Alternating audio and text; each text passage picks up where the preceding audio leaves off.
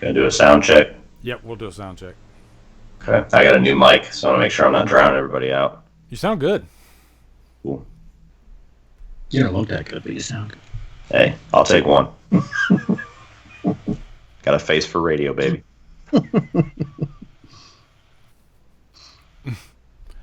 Let me delete that. Okay, so I think we're live. Let's see, hold on. Sound check. Yep, we'll do. Do we need wrenches? Yep. Yeah, my chat isn't coming up for some reason, so. Can you guys hear us? Let's see. Cody sounds scary. Sounds good, guys. Sounds good. Yeah. Cool. These down. A million settings in OBS. You got to freaking change. It's annoying. My chat is not working. Uh-oh. Your chat's not working? Yeah, I have this starting shortly. Usually the chat is over here, but it's... No, I got the chat rolling. Everybody says they hear us. See a lot of people. Hey, Lee, I'm going to type something. Just give me a wrench in case CP's out of luck. Fuck. Well, I can watch it if a super chat comes up. At the very least, I can... Yeah, just... Yeah. I'll be on. Do you want me to send you the link, CP? Well, I have it. I mean, I That's could see anything here. It's just I can't see the YouTube version of the chat. Echo on Cody and Bryan. Well, I think that might be the delay, because I just turned down. Yeah. Okay. Tell them, give it a second and see if. You guys keep talking. Tell us if there's any issues whatsoever. If somebody's peaking, if somebody you can barely hear, anything like that. I want to get all the volume levels good before we click go. Mm-hmm. Hey, Brandon. How you doing, Brandon? Echo. Bryan, you can turn up just a little bit. Proper modulation. Turn up. Turn down for what? Turn Turn down for what? Right. Turn you down. Turn down for what? Hold on. Let me add a window capture. Right now they're seeing my Halloween commentary thing. Wait, what? Yeah. Cody's a little loud. Does everybody agree with Andrew Loves Gore? Or am I a little bit loud? It's a brand new mic, so if I need to adjust it, I can. He's always loud. Yeah. Yeah, you're gonna have to get. Welcome used to your first episode of Scream. Yeah. So Bryan is low. Apparently I'm low. That's Burp sounded great, Cody. I didn't burp. Somebody else must be loud then. I burped at the start. Yes, Cody is loud. Okay, hang on. How do I sound, guys? Do I sound good? Turn it down. Is it better, guys? Mm. All right. Okay. Cody's a bit loud. Bryan's a bit too soft. I mean, that's always rough. That's going to be on his tombstone, then. How does Lee sound? Does Lee sound okay? How about CP? CP, say something. I'm going to say something. Here's a lot of words from my mouth. Okay. Lee and CP must be good. It's Lee is just good. Yeah, Cody sounds great. Lee sounds great. Check on the mic. I'm 1, just 2. low. Cody's fine. Better, Cody. Okay, so we'll go with that. I turned it down to 3.5, so we're good. Brian, stop being so damn soft. Let's do the intro. Here we How go. are you? Get out. Get out. Get out. Get out. Get out.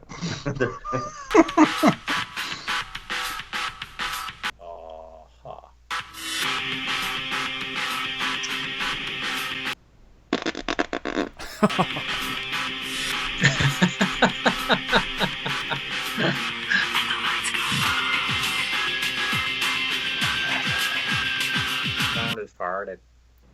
Oh.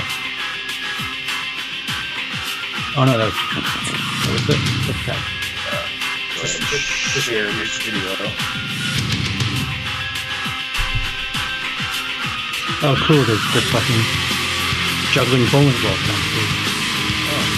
I love that. I miss apartments so much. Never. I can hear that. Yeah. Thud. Yeah. Chopping his body or something. Dude, I'm telling you, like fucking. I had a downstairs neighbor that had their fucking subwoofer against the wall, and they could be watching something on one, and it would sound like there was a rave going on. And I called the cops on them once, and it got to the point where it'd be like 4 in the morning, and I'd hear it, I'd just start jumping. Like, Yep.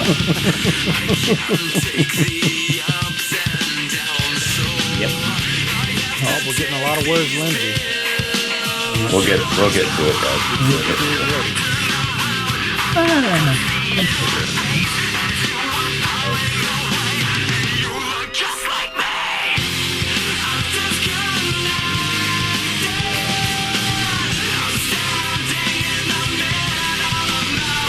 Oh man, what's going on? What's up, guys? Welcome to another Scream stream. Seeing a lot in the chat. People saying, "Where's Lindsay?" First off, I don't want to get into too many details, but as of now, Lindsay's not going to be with Scream Stream for the foreseeable future. She knows that she's always welcome to come on at any time. I had a conversation with her this morning. If she wants to come on Scream Stream again, she is more than welcome. But we don't force people to do anything. So we wish Lindsay the best, and we all have our personal lives that we deal with outside of YouTube, and I get that, and I know you guys get that. So we all love Lindsay to death, and like I said, the door is not shut on Lindsay. If Lindsay ever wants to come back to Scream Stream, she's more than welcome. I'll say that right now, and maybe she'll pop in the chat and. She might want to say something to you guys, but life happens. That's all I can say. Life happens, and stuff gets in the way. I mean, we all have schedules and whatnot, and sometimes that's why Scream Stream sometimes it happens less than I want it to happen because we all 5 people with schedules. It gets rough. So, but wait, anyway, we we're still don't gonna do a force show. people to do things. What's that? I said we don't force people to do things. You force me to do things.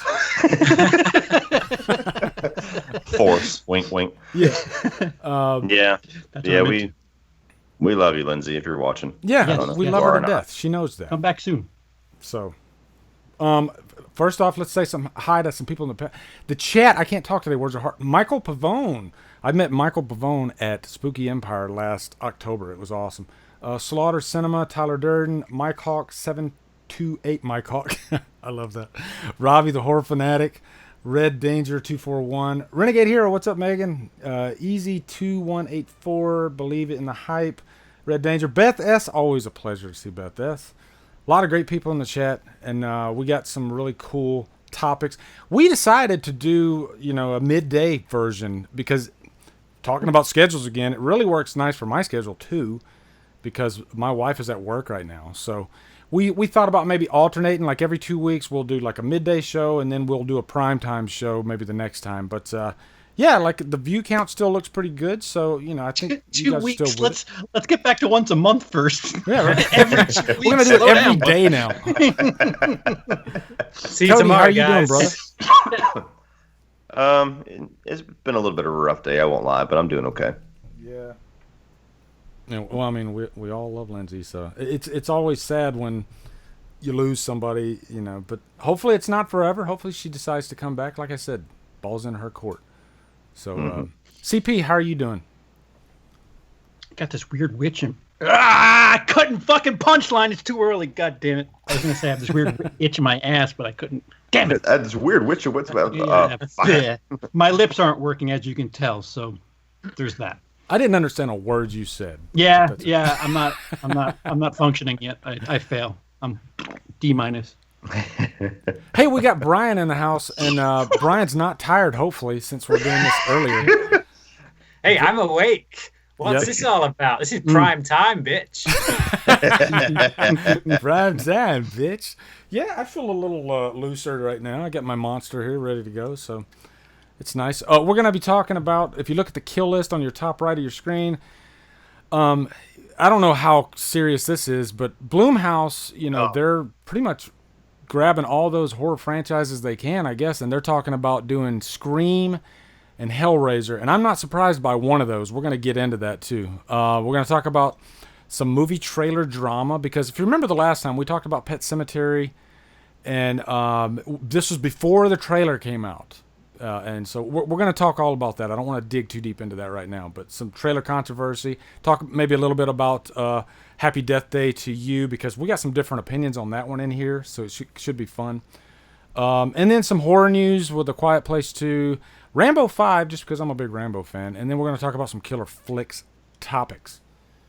The getting right into this, let's talk about. Now, I've always said that I think eventually we're going to get a new Scream movie. And there's some people that are like, no, you don't make another Scream movie because Wes Craven is not with us anymore.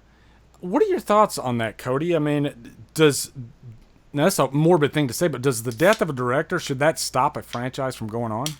Absolutely not. All it should do is exactly what's already been happening, is that nobody rushes into it. I think Wes Craven will be the first person, if they asked him on his deathbed, say, do you want us to continue with Stream? Yes, continue with Stream. Do not let my properties and my work die with me. Exactly. You know what I mean? I think that as long as they take their time with it, they don't try to shove it out there just to capitalize on the name. They wait till there's either a shift in the horror genre that they can play off of, or they have enough good writing behind them and enough passes on the script to make sure that it's going to at least match what has come before. I think there's no reason not to do one. Now, the debate that everybody's been having is, do we do a sequel or do we do a remake? I don't think that you'd ever need to really do a remake, because you're not going to be able to remake the first one by technical terms. Just do a sequel. I mean, you don't even have to have the cast of the first 4 movies in it for it to be a sequel. It's just the Woodsboro murders happened. You can acknowledge it and go right past it and talk about whatever's going on in horror today. Yeah, and arguably the first 2 Scream movies seem to be the ones that people love the most, even though I actually love 4 to death. Me too. So my thought of that is, you got, for me anyway, 3 out of those 4 movies are great. Mm-hmm. Why not continue? Why not give a fresh young director some new blood out there? Give him a chance at the franchise, because I think there's a lot of fun to be had.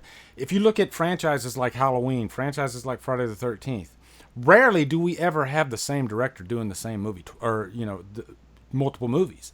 So why not Scream? I'm curious to see what somebody else could do with the franchise.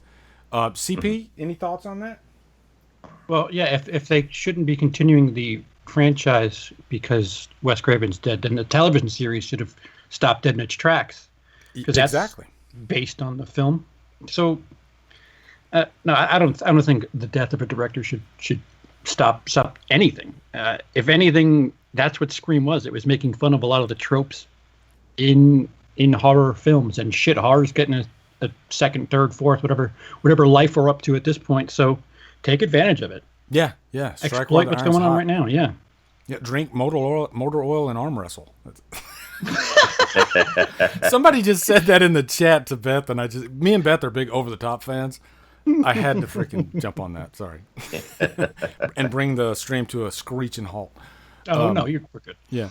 Bryan, what are your thoughts on that? And would you prefer a reboot, or would you rather them continue down the road the path that we're on? I think you should go with a direct sequel, and I think your first port of call needs to be Kevin Williamson. Let's not forget who actually started the franchise. Without that script, Tom McLaughlin. Yeah, just right. Lives. Talk about airbag. He did. Thanks. No, look, if Kevin Williamson is on board, let him have first pass at the script. Let him have a crack, see what he can do. The 3 movies in that franchise that most people consider to be the excellent ones are the ones that he actually wrote. Like most people tend to dig down on the third one, which was Aaron Kruger's handiwork. Fair enough. I still happen to like the third one, but Kevin Williamson is the one who, from a script point of view, has steered that ship and steered it well. So I think I don't want to. I don't want to sound like I'm crapping all over the legacy of a great horror director. I think Wes Craven was a fantastic horror director, but he wasn't flawless. He's not without his shit bombs. He's like when you look at what some other horror directors can do from a stylistic point of view, from with regards to the way they move the camera, the way they light the scene, things like that. You take a director with that kind of caliber, someone who can make a film like It Follows or whatever, and I'm not saying take that director. I'm just saying someone who has that kind of ability to use every facet of cinema, and then you slap them onto a really good, solid Kevin Williamson script for a new Scream film. Boom! I think you've got maybe even the best film in the franchise. So there's no reason they can't continue from where they left off with Scream 4. Yeah, I'd be curious to see what someone like, say, like a Fede Alvarez could do with a Scream movie. Oh yeah, because he goes pretty dark, and Scream 4 really is arguably like the darkest movie of the bunch, and I think I'm for them continuing down that path, and I think Fede Alvarez could carry that mantle pretty well, actually. So, I mean, and I will just say as well, like with it going to Blumhouse, the fact that they have actually not done a reboot of Halloween but did a sequel to Halloween does bode well for that notion. The fact that it is probably more likely that they will try and do a direct sequel rather than do the reboot. Can I just take a shit on the clickbait cake here for a second? Because Jason Blum in passing said he would love to. And that's where the whole rumor comes from. I would love to have access to Scream. I would love to have access to, I think he even said Texas Chainsaw Massacre. All he said was, I would love to. Well, it was said in passing. Like, what the fuck are we talking about? It's the same exact person who probably did the interview and wrote the article for when he said he wants to make 10 Halloween sequels. People nowadays, and I've made jokes about it before, they tend to read the headline and retweet it. So yeah, I guess we should have clarified that. This is just talking about the possibilities. There's nothing written down anywhere. There's no I's or T's anywhere about. LeBron James has interest in Friday the 13th. Yeah, cool. It's context. He could have been just walking down the red carpet and somebody put a mic in his face and he's like, let's get 10 more of them. And boom, let's get a headline. Bloom wants 10 more. He could have been mid coke snort during that, I'm not saying Jason Blum is a cocaine addict. I retract that statement. That's going to be trending now. Yeah. Drumdums calls Jason Blum a coke snorter. Here's a question for any of you guys. Any direction you would like them to go with the new Scream movie? I'm not asking if you want it to be a reboot. Story-wise, is there somewhere you'd like them to go? I want them to kill off at least some of the original cast to kind of reset or if not all of them, yes, because the Scream 4 was scene. Yeah, I mean, do what we did to Drew Barrymore to the original cast in the opening scene and kick everybody in the fucking balls as soon as the movie starts. Yes. If the movie's good, don't give us a resurrection where you kick us in the balls and then we have to suffer the rest of the movie. But give us a badass Scream movie where just immediately you fuck with us. But not only that, the thing that I want more than anything, because it's the biggest thing that I've bitched about with the Scream series when I reviewed it, is let's get some more creativity with the kills. Like just the knife stabs. It was old after Scream 2. So, I mean, that's if I was a director, that would be my focus is, okay, how are we going to make some badass kills that haven't been seen since, when Friday the 13th was coming out every year. Guys, Lindsay is in the chat. Lindsay, I don't know if you caught the beginning of this, but we were all pretty much expressing our love for you, and you're more than welcome to come on Scream Stream again. We would love it. So, we love you. That's all we want to say. So, and it's I'm glad that we at least have you in some capacity in the chat. So. Absolutely. Awesome. Now, Cody, you really hit the nail on the head with that. Use what they did with Drew Barrymore, and do it to one of the main characters. I love that idea. Actually, I wish I would have thought of it first. You can have it. Yeah. Okay. I think all of them. I think all of them need to be taken out in the opening scene because you then wipe the slate clean, but you fully acknowledge that this takes place within that world. But then you're not tying yourself to those characters. So get all three, get Dewey, get Neve Campbell, get Courtney Cox, put them in the same scene, kill all three of them off. Or, if anything else, at least kill Dewey and Gale, and then that brings Sidney Prescott back into it, and she's right there with the struggle with whoever the new cast is, and then she has to sacrifice herself by the end. That way it's not that much of a holy fuck, what the hell, are you shaking the rest of the movie? Because even though I'm not the biggest Scream fan as far as my ranking of franchises, I do think she's probably the best final girl we've ever had. So I think I kind of agree with Dino there. Take them all out, and I think CP said that or no, Bryan I think said that. But I thought it. You thought it. Well, it kind of reminded me of what they did with the TV series. Like the TV series is its own universe. It doesn't even acknowledge the events of the movies, which I think is actually pretty smart. And the TV series created its own characters that like Noah and Audrey, those two characters are I think just as strong as some of the characters in the movies. So I would welcome some new characters, but maybe you have some of the old characters pass the torch. I guess a la The Force Awakens. I don't know, but yeah. Lauren Taylor says, "Bring back Kirby." Absolutely. Yes. Please. Yeah. I don't remember. How did she was just stabbed, right? In the. Yeah, she went to go release Charlie, and then he turned out to be the killer and stabbed her, and then that was it. Yeah. I agree with Slasher Theater, though. Keep Sidney Prescott, even if it's not for the whole movie, but maybe like bring her in, at the end or something. Or maybe Sidney Prescott 40 years later is just having a really tough time with it. She's living by herself. And she's like by the penitentiary and she's like screams bloody murder, in her car. No! Wait, did Emma Roberts die at the end of 4? Yeah. Do the exact same script as Halloween 2018, but actually kill her at the end. Yeah. See if anybody notices. See if anybody notices. They could subtitle it "Scream Warriors." Oh. You know what's crazy is like I was putting down horror news and I didn't even put down the Halloween sequel. We're not going to go there though. Okay. Yeah. We might have a sequel, guys. Are you shocked? I know, right? Yeah. Well, wow. Of course they're making a sequel. Oh wow. It's going to happen. So, but yeah, I'm not going to touch that one. We'll jump right over. But you kind of did. You kind of did that. I know I did. I kind of brought it up. There's a few people who keep. There's a few people who keep saying make Sydney killer.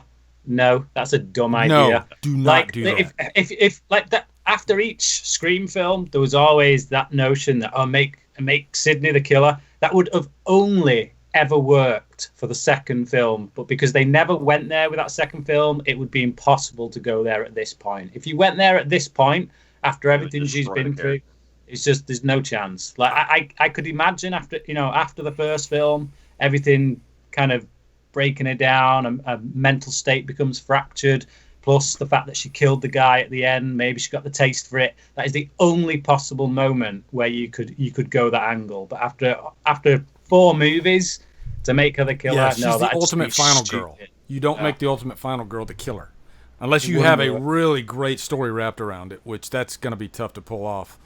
So yeah, I don't think so. Do you guys want to move on to Hellraiser? Absolutely. Okay, cool. So, I recently finished reviewing the Hellraiser movies like a few months ago, and if any series I think warranted a reboot would be Hellraiser, because man, those last freaking movies are just rough. Even though they did kind of release a new movie here this last year, but and I think it's kind of a move in the right direction. But I'd be curious to see what Blumhouse could do with this, because they're still in that like ultra dark, gritty era of Hellraiser, and I'd like to see a little bit more accessible route, I guess. I don't know, Brian, what are your thoughts on that?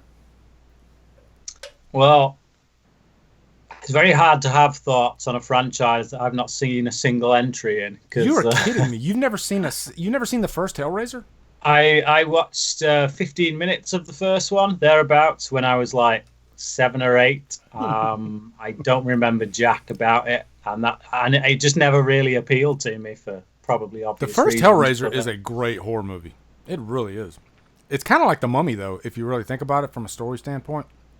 I mean, it's this guy who's trying to kill people, and the more people he kills, the more human he becomes, because, he starts out just pretty much this like muscle tissue. yeah, just pretty much musculature on the ground, and he's just trying to kill people to become human, so he can. And it's like a lust story, not a love story, but like a lust story, because this woman, I can't remember her name in the movie, but yeah, she's got it for she's got the hots for Frank because he's the bad boy, and so she wants to bring Frank back to life. It's a good story. We're all qualified to talk about this, huh? Yeah, and Clive Barker, I mean, he's a great director. It's just got a really dark, twisted sensibility to it, and to me, it's very unique. It's one of the most unique horror movies out there, I think. Did you say great director? Clive Barker? Yeah, writer, sure. He directed the first one. Sure. Yes. He did a great job. His other works that are great. Yeah, no, the first one's good. He's done other stuff. Yeah, the only good thing I can think of Clive Barker is Candyman, and that's completely down to Bernard Rose. Candyman is fantastic. Yeah, that's Bernard Rose who scripted that. So yeah, I'm just talking to he did a great job directing, and he's a great writer. Yeah, like we said earlier, you're not gonna hit every single time. I guess even Wes Craven made some duds. So it's gonna happen. CP, what are your thoughts on Hellraiser? Is it like if a new Blumhouse movie comes out for Hellraiser, is that something that you'd be excited for? No. Really? I'll call a spade a spade. No, who fucking cares? Like, really? I get it that it has fans. Fuck, Emily. I live with one of the Hellraiser. Yeah, she loves Hellraiser, and she hasn't seen the second half of the series. So it's one of those franchises where it's like, is it really need to be a franchise? Is a better question. Does it need to keep going? Does it need to be rejuvenated? Just watch the first one. Does Lindsay say even the first is kind of crappy? You're freaking smoking crack, Lindsay. It's not like, hey, this deserves 7 sequels. That's for sure. If somebody put the first Hellraiser in their top 10 favorite horror films of all time, I wouldn't bat an eye. They'd be smoking crack. No, they wouldn't be smoking crack. Emily, stop smoking that crack. Yeah. The first Hellraiser is one of the best horror films ever made, but everything past that, and there's quite a few fans of the second one, but everything past that is the same concept over and over and over. It's Detective A comes across shitty murders and Cenobites come out at some point in the third act. Like, it's just, and I haven't seen most of the franchise. I've seen the first 4, and I've seen the most recent one, Judgment. And Judgment, everybody was jumping over like, oh my God, a somewhat returned to form. And I watched Judgment, and I was like, I mean, that one auditor character is cool, but other than that, this is the same shit. So to me, it's the biggest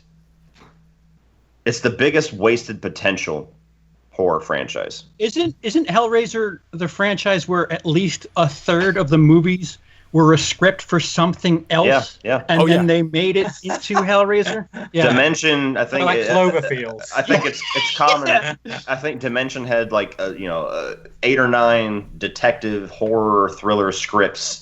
And they were like, fuck, all right, we got to do a Hellraiser movie.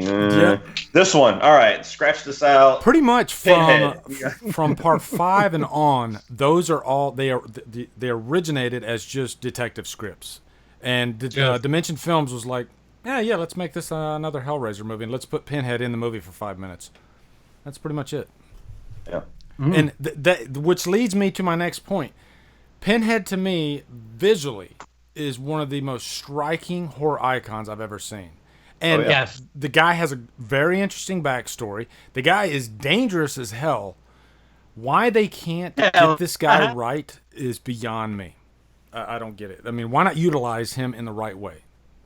I don't know. That's what drives me crazy about Hellraiser. Just coming fresh off of all those reviews. Every time I'd watch a movie, I would just like put my freaking hand on my forehead and just go, "What the fuck is going? Why can't they make a great movie out of this character?" I mean, even Myers actually a Hellraiser movie. We just nailed it, I think. Yeah, I mean, NYPD Blue. Nah, fuck it. Even Myers is kind of cool in Resurrection, but like Pinhead's kind of an afterthought in all the bad movies. It's just weird. Yeah, one thing you choose for a comparison. Yeah, I might have overstepped my bounds on that. Yeah, Roy's a great character in Friday 5. Is he? Hey, at least he was Michael. At least they attempted the story. At least he wasn't the horny boyfriend. He got bitch slapped by Busta Rhymes. How is that Michael Myers?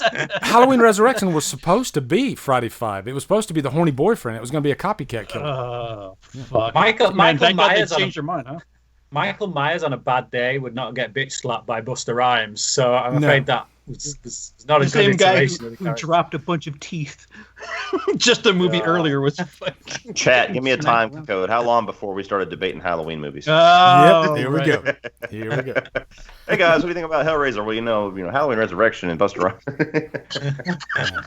I will totally welcome a remake, reboot, or just a random retread of Hellraiser with Blumhouse or anybody else that's not whoever the fuck currently holds the rights, but it's going to be a one and done for me. If they can't do it right after this, then watch the first movie and pretend the rest don't exist. Well, that's the thing. Revelations, or whatever the fuck the most recent one was called, the guy who directed it was like the FX dude. Like, he was very close to the original.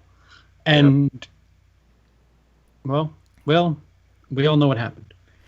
To me, if they can churn out, like, if they can write a trilogy, like get a trilogy set up, set up the points along the way, I'd be all for that, because why put out one movie and then just be done with it? Even, like Halloween 2018. Why Lee, go how about that? start with a good movie? Just start with a good movie. I agree with that. I definitely agree with that. But have a trajectory that you'd like to go to in case that movie is successful. Oh, yeah. Leave openings. Yeah.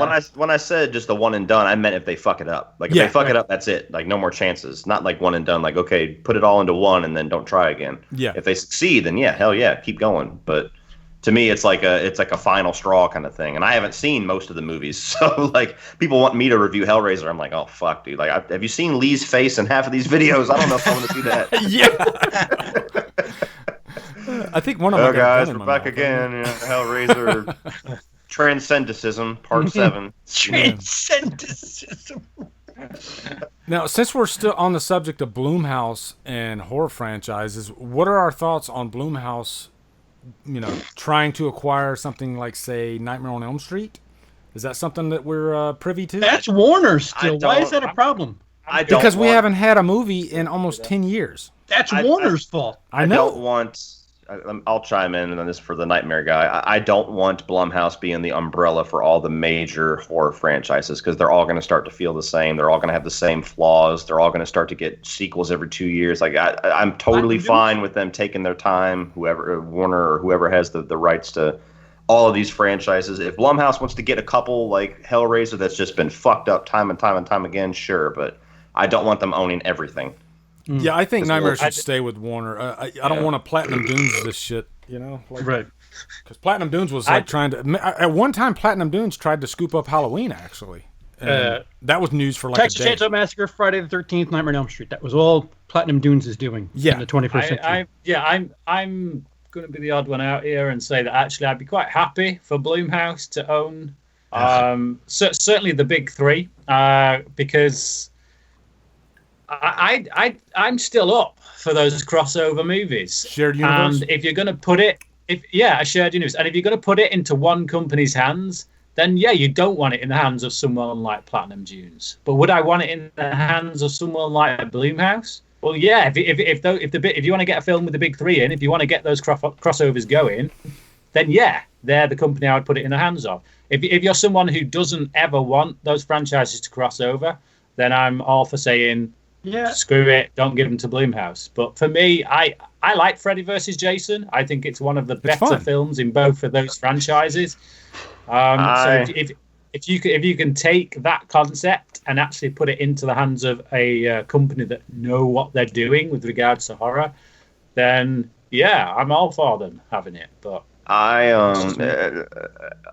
might be the person who likes Freddy vs. Jason the most in the group. I think I might have it rated the highest. I might be wrong, but to me, I think it's a miracle we even got the quality that movie was. If we start to get these franchises back on track, like hopefully Halloween 2018 allows us to do, where we finally get a legit, scary, well-written Nightmare on Elm Street again. We finally get, like Bryan would say, the first or maybe the second well-written Friday the 13th movie out there, but like we get them back on track where they're legit again. They're actual, like, they're not VHS style movies. I don't know how you could get the prestige back up and then do crossovers. Crossovers to me was something that they kind of had their time for, and they only was able to squeeze out one. Like, even if they were going to do a Freddy vs. Jason 2, I would only be up for that if Robert Englund came back, because to me the nostalgia of having that version of Freddy is what makes Freddy vs. Jason so much fun. Like, if they succeeded, we'll throw out Kevin Bacon's name. He'll never be Freddy, but he was the one people were talking about. Let's say Kevin Bacon comes out and they do this awesome Nightmare on Elm Street sequel or reboot or whatever, and that's the new Freddy. If they turned around and tried to make that a Freddy vs. Jason with the Kevin Bacon or the what the hell's his name? The Rorschach guy, Jackie Earle Haley. Yeah, if Jackie Earle Haley showed up in Freddy vs. Jason 2, to me, it just wouldn't have the same spark to it. It wouldn't have that nostalgia's got to be there for one of those. But by the way, Cody, Jackie Earle Haley, he was in Alita. He was great. Okay, cool. Yeah. I'm glad to see you. I've been trying to bug Cody to see Alita because it was amazing. I loved it. I haven't seen it yet, but I don't matter. So I thought you did see it.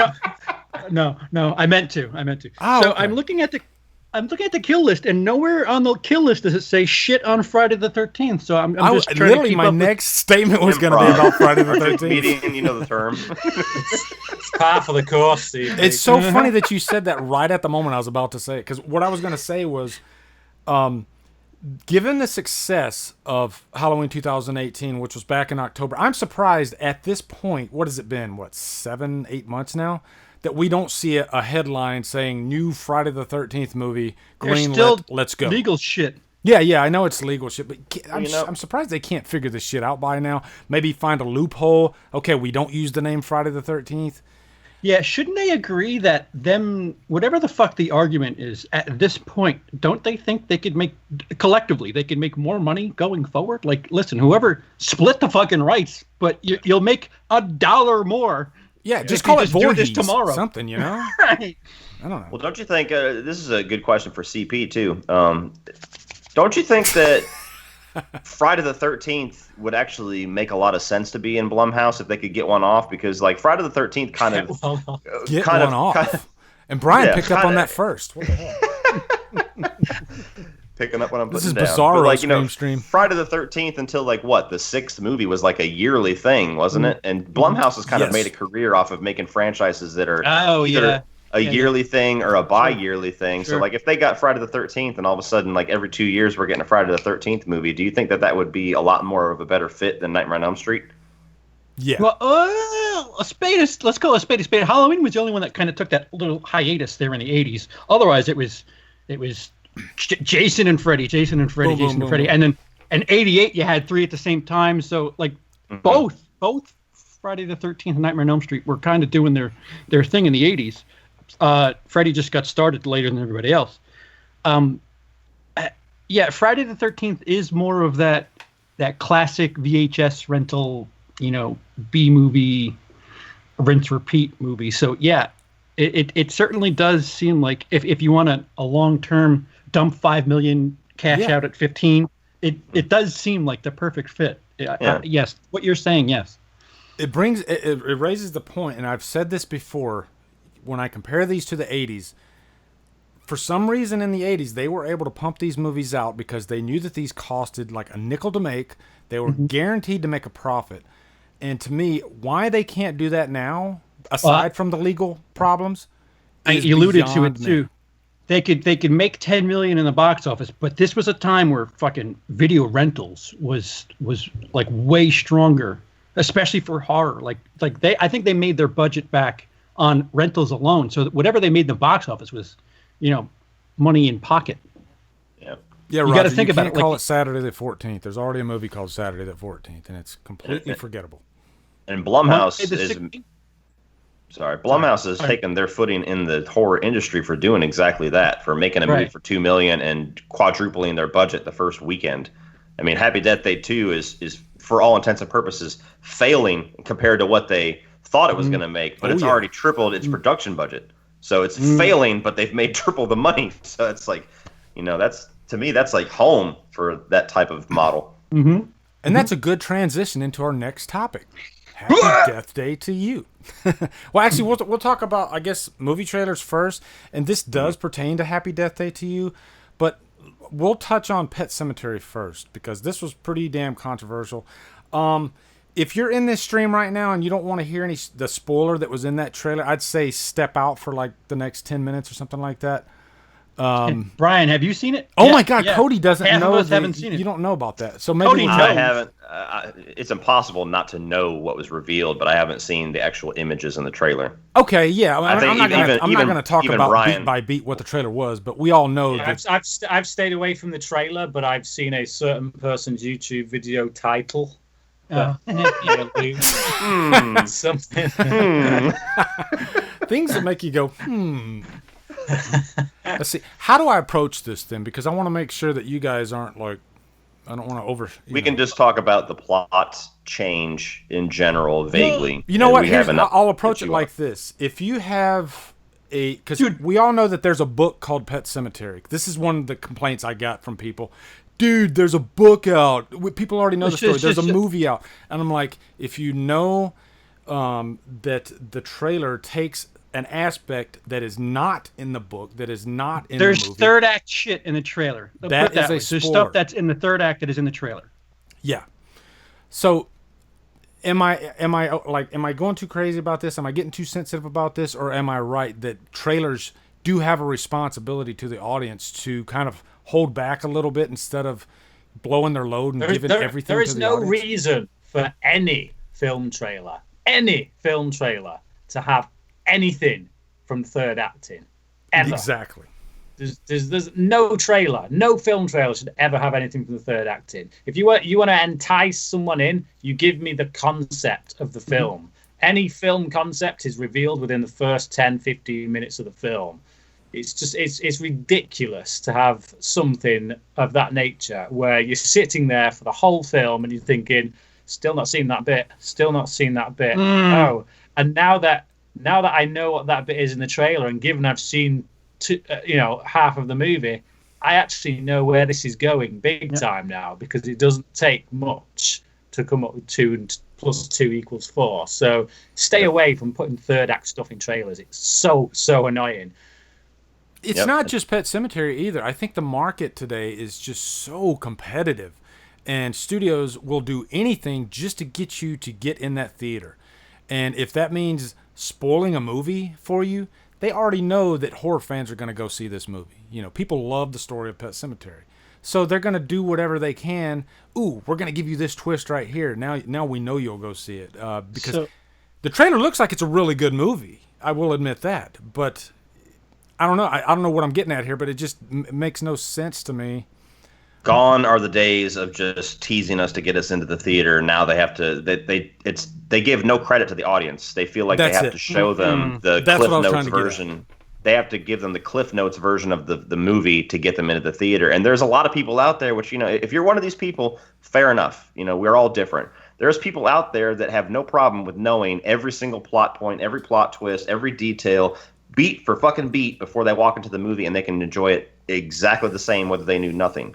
I'm not one of those people. I think most movie fans are not one of those people. So if you give me any more than what Bryan was describing, just enough to tease me to get into the theater, more times than not, it's more than I want. And if you go as far as this trailer did to give us one of the biggest, what would have been literally gut punch moments in this movie for any fan of Pet Sematary, whether it's the book or the original movie, and you give that away in the trailer, you can go fuck yourself, because you literally just robbed all of us of an emotion that we would have had live in the theater that we will never have now. That's gone. That ship is fucking sailed, and it's never coming back. Now, I know that there will be another Child's Play trailer, but I'll say this right now: that trailer that we just had for Child's Play is absolutely perfect. Mm-hmm. Yes. It gives me a flavor of the film. It gives me a sense of the tone that they're going for. But I don't know anything about it going in beyond, there's going to be murders. It's going to be committed by a doll, which obviously we know because it's a remake of Child's Play. But the tone, the setting, everything, they nailed it perfectly. The only thing, like I think Cody wants to know, you want to hear his voice. They maybe could have had one line of dialogue from Chucky at the end of that trailer, and then boom, don't give us any more trailers. Just have that one and let that be it. That would be perfect. Bryan for president. Damn right. Thank you, CK78. The quarantine trailer showed the final scene. Yeah, and that's just one example. There's a lot of trailers that completely... Amazing Spider-Man 2 is one of the worst trailers I've ever seen for that fact. It pretty much gave you the bookends and the middle. It pretty much gave you the whole movie. And I'm behind the curve, man. Shit. Yeah. It's only just coming up now. Can you guys still see me or hear me? Oh, yeah. My Skype window just went all blue, so I was like, if I sign off or whatever, something happened, I'll get back on. But continue. Okay. Yeah, I see you and hear you just fine. Okay. Well, I'll carry on then. I can't see anybody, but fuck it. A small anecdote about my personal experience with the Pet Sematary trailer with an audience. Okay. 3 or 4 times, insert horror movie here, whether it be Hellfest, Halloween, and the Apocalypse. Every time the Pet Sematary trailer played before, trailer 1, mind you, and every time it seemed like the audience, we only know this because of what happened. It didn't seem like people didn't. It seemed like people didn't know what the movie was until the sign at the very end of trailer 1, Pet Sematary. And then you hear this audible gasp from a few people in the audience. And like clockwork, it happened every time in the trailer for Pet Sematary for the first one. Trailer 2 plays before Happy Death Day, and nothing. There was nothing during that trailer. Granted, different audiences, whatever, but you mean like the audience didn't even react to the trailer? no audible reaction, no nothing. But every single time on trailer 1, 3 for 3 on the movies that we were sitting in on, there was like a gasp, and people, like, you could feel this buzz in the room where it just wasn't there the second time. Granted, it could be a completely different audience, could be a completely different experience. No, I think you're hitting on something. That kind of said something to me. Lindsay says it's about stealing a reveal from your audience. It's like making Titanic and in the trailer show that the ship was attacked by Nazis instead of hitting an iceberg. Yeah. Wow. Yeah. She also says later, she says the whole purpose of making the change has significance. Showing it in the trailer ruins that. Yeah. Exactly. Yeah. Very good point. Because that plot twist has no effect on anybody that's not already a pre-established fan of the franchise. So that plot change is essentially there for the fans to give them something different. If you've never seen Pet Sematary before, it makes no difference to you whether it's this character or this character, because you've never seen the opposite of that. So when you take that away, it ruins the entire purpose of making that change. Yeah, a non-fan or a fan of the original all get a non-fan gets ruined by the trailer. You're taking that away from them. Going into the movie, whether or not you know what's coming, it's still shocking. That death in the second act is still shocking. So why rob a fucking ignorant nobody of that too? Mm-hmm. Because it's like, oh, I remember this from the trailer. Like, why would you do that? Why would you do that? There's just no reason for it to be there. Right. No reason at all. What we need to know going into this movie, if you've never heard of Pet Sematary, if you've never seen the original film, if you've never read the book, all we need to know is that someone gets buried in a graveyard that brings things back to life. Yes, the cat dies. Yeah. That's what you need to know. Yeah. The cat dies and he brings it back. That's it. The cat dies and possibilities. That's all you need to know. Right. Yeah, exactly. Shit. If I'm being honest, all I needed to know was that the director of Starry Eyes was directing this. That was my hook right there. I was like, okay, I'm in. I love Starry Eyes, so I'm going to go see this. Because I love over the Empire State Building. Spaceship over the Empire State Building. That's all we had for Independence Day. Yep. Oh, that's a great example of a perfect trailer. Dead Jester Circus, what's up, brother? Guys, check out his channel. He's a good friend, and you all rock. Keep slaying metal. He's a metalhead like yours truly, so hell yeah. Good stuff. Awesome. Somebody brought up the Us trailer, and I forgot to put that on here. Wasn't there a trailer too for Us? Yeah, I wanted to talk about that actually. I saw it just the other day on the front of Happy Death Day to You, and I got to say, I loved that trailer. Yeah, I think it gives a bit too much away, just like we've been talking about. But you're just saying that because it's Jordan Peele. He's never going to get away from it, ever. I'm sorry, Bryan, go ahead. Put it on a shirt. Yeah. I just to me, that looks way more up my street than Get Out. Well, he's gone on record saying it is going to be a much more straightforward horror film, so it's not going to be bogged down by beating us over the head with political messages and stuff. Us looks like it could be one of the most frightening movies of the year, because I was even getting like Hereditary vibes from it, just from the tone of the trailer. It looks like it could go pretty dark. Yeah, so. I loved how they mixed that song in with the rest of the trailer. Yeah, the song was great. Yeah. And just the premise too, like we were talking about this earlier. It's like a Twilight Zone type of premise, Mm-hmm. Very much like a Roger Corman type of premise. Speaking of Twilight Zone and speaking of Jordan Peele, I'll take the Bryan stance for this one. Can we all just let the guy have 2 movies out in the open before we anoint him the greatest thing to happen to the horror franchise? I already know. Yeah. One of the guys on Killer Flicks. Because holy fuck, whether it be he only has, as far as the public is concerned, he only has Get Out. Sure, he's the host of Pet Sematary, of Twilight Zone. He's producing Candyman. That's not writing, that's not directing. But like anything he touches lately, it's just like, oh great, it's saved. Yeah. Can we calm the fuck down? But those other projects, regardless of what he's doing on them, he's only attached to them. We've not seen them yet. Right. It's not. You can't say they're instant classics because he's attached. It's like, well, all right, he's had one hit. Great. Yeah. If I can say history will repeat itself. If you went back to 2001 and said, "Tell me about M. Night Shyamalan," you'd be like, "Oh my God, he's the savior of horror, guys." Now I will say this in Darnell's favor. I will say this: whether you like Get Out or not, it's a very well directed film. I will give it that. Oh, did I name drop? Okay. Well, no. There was, I think, what CP saw. If he saw the same one, I don't think it was Darnell that posted it. A couple of times. I don't think Darnell posted it. He might have, but no, there was. No, he did. I saw an article. I haven't even seen the little teaser they dropped about the Twilight Zone, but they dropped the teaser, and there was an article with Jordan Peele like sitting like this with the Twilight Zone thing behind him, and it said like, Jordan Peele's Twilight Zone already scarier than the original or something like that. And it's like, dude, are the you fucking kidding Twilight me? Zone is the reason we have like 90% of what we have in horror right now. Yeah.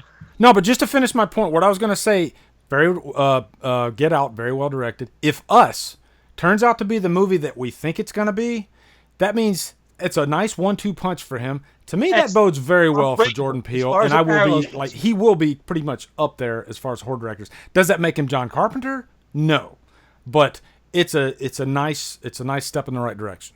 Midnight started with fucking I See Dead People and Unbreakable. That's a better comparison, actually. Yeah. And he would be the new M. Night, pretty much. And then the 2000s happened, and less so. You go to most directors. I mean, like even Ben Affleck, you know, he did a 1-2 punch of Gone Baby Gone and The Town. Two really incredible movies. But I wasn't going to start calling him in. Yeah, no, this is what I'm getting to. I wasn't going to start calling him one of my favorite directors until he knocked a third one out of the park, and he did with Argo, and that's when he got all the Oscar buzz and stuff. Mm-hmm. And that's the way it should be. You don't get that kind of buzz on your first movie. Prove yourself first. One movie could just be a fluke. 2 could be a coincidence. 3 is when you really prove that actually. We got the real deal here. And isn't it crazy that like Ben Affleck was the guy that everybody, they thought that you got Matt Damon and Ben Affleck, and Ben Affleck is, I guess for lack of a better term, the dumb one. And then he comes out to be this amazing director. And by the way, somebody has, I was reading somewhere that somebody read the Batman script that he wrote, and they said it was jaw-dropping good. It was the guy who has been in charge of and directing most of the DC animated films, and he said it was the best Batman script he's ever read in his life. What a shame. Thank you, 3B Production Co. And I'll say this, too, while we're on Ben Affleck, just so I can get it in there. I'm one of those people that think that he's done 4 great films. I thought Live by Night was great. It's definitely the weakest of the 4. That's the one I haven't seen. I haven't seen that I thought Live by Night was awesome with a few flaws, and it just got buried because of the release and because nobody gave a shit. They wanted to see what his Batman movie was going to be. They're like, hey, whatever that mob movie. When's Batman coming? So I think The Town is one of the best heist movies I've ever seen. It's my favorite heist movie. It's fantastic. And I know Heat exists, for the record. It's my favorite. Gone Baby Gone leaves you with one of the most gut punch moral quandaries where you're like, fuck, dude, I don't know what the right answer would be. So, like, he's done 3 great films. I think Live by Night is good, but I think there's a director's cut out there somewhere that we didn't get in the Absolutely. theater. Thank you. I think there are scenes missing from that film, big time. But it's a pretty long film, so you can see why they would cut it down, but I think the wrong things were cut. I would love to see a Ben Affleck directed Batman film. It's a shame that we're not going to get that. All of us would have. Yeah. So we'll see. What's the direction they're going with Batman now? It's going to be like a noir type movie or something like that. Yeah, he's saying it's going to be noir detective. Yeah. Now we lost. Yeah. Now we lost Cody. Cody's gone. Yeah. It's going to be and we got a dirt face too out of it. So somebody screenshot that face. That is classic. No, it's going to be like a detective movie, which I'm all down for because he is known as the Dark Knight Detective. Oh, he's back.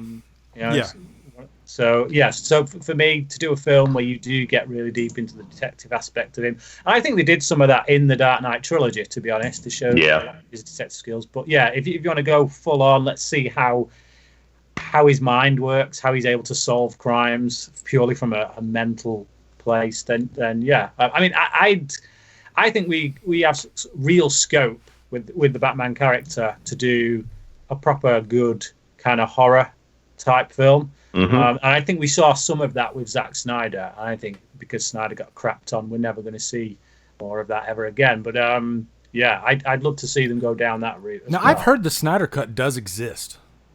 No. You don't think so?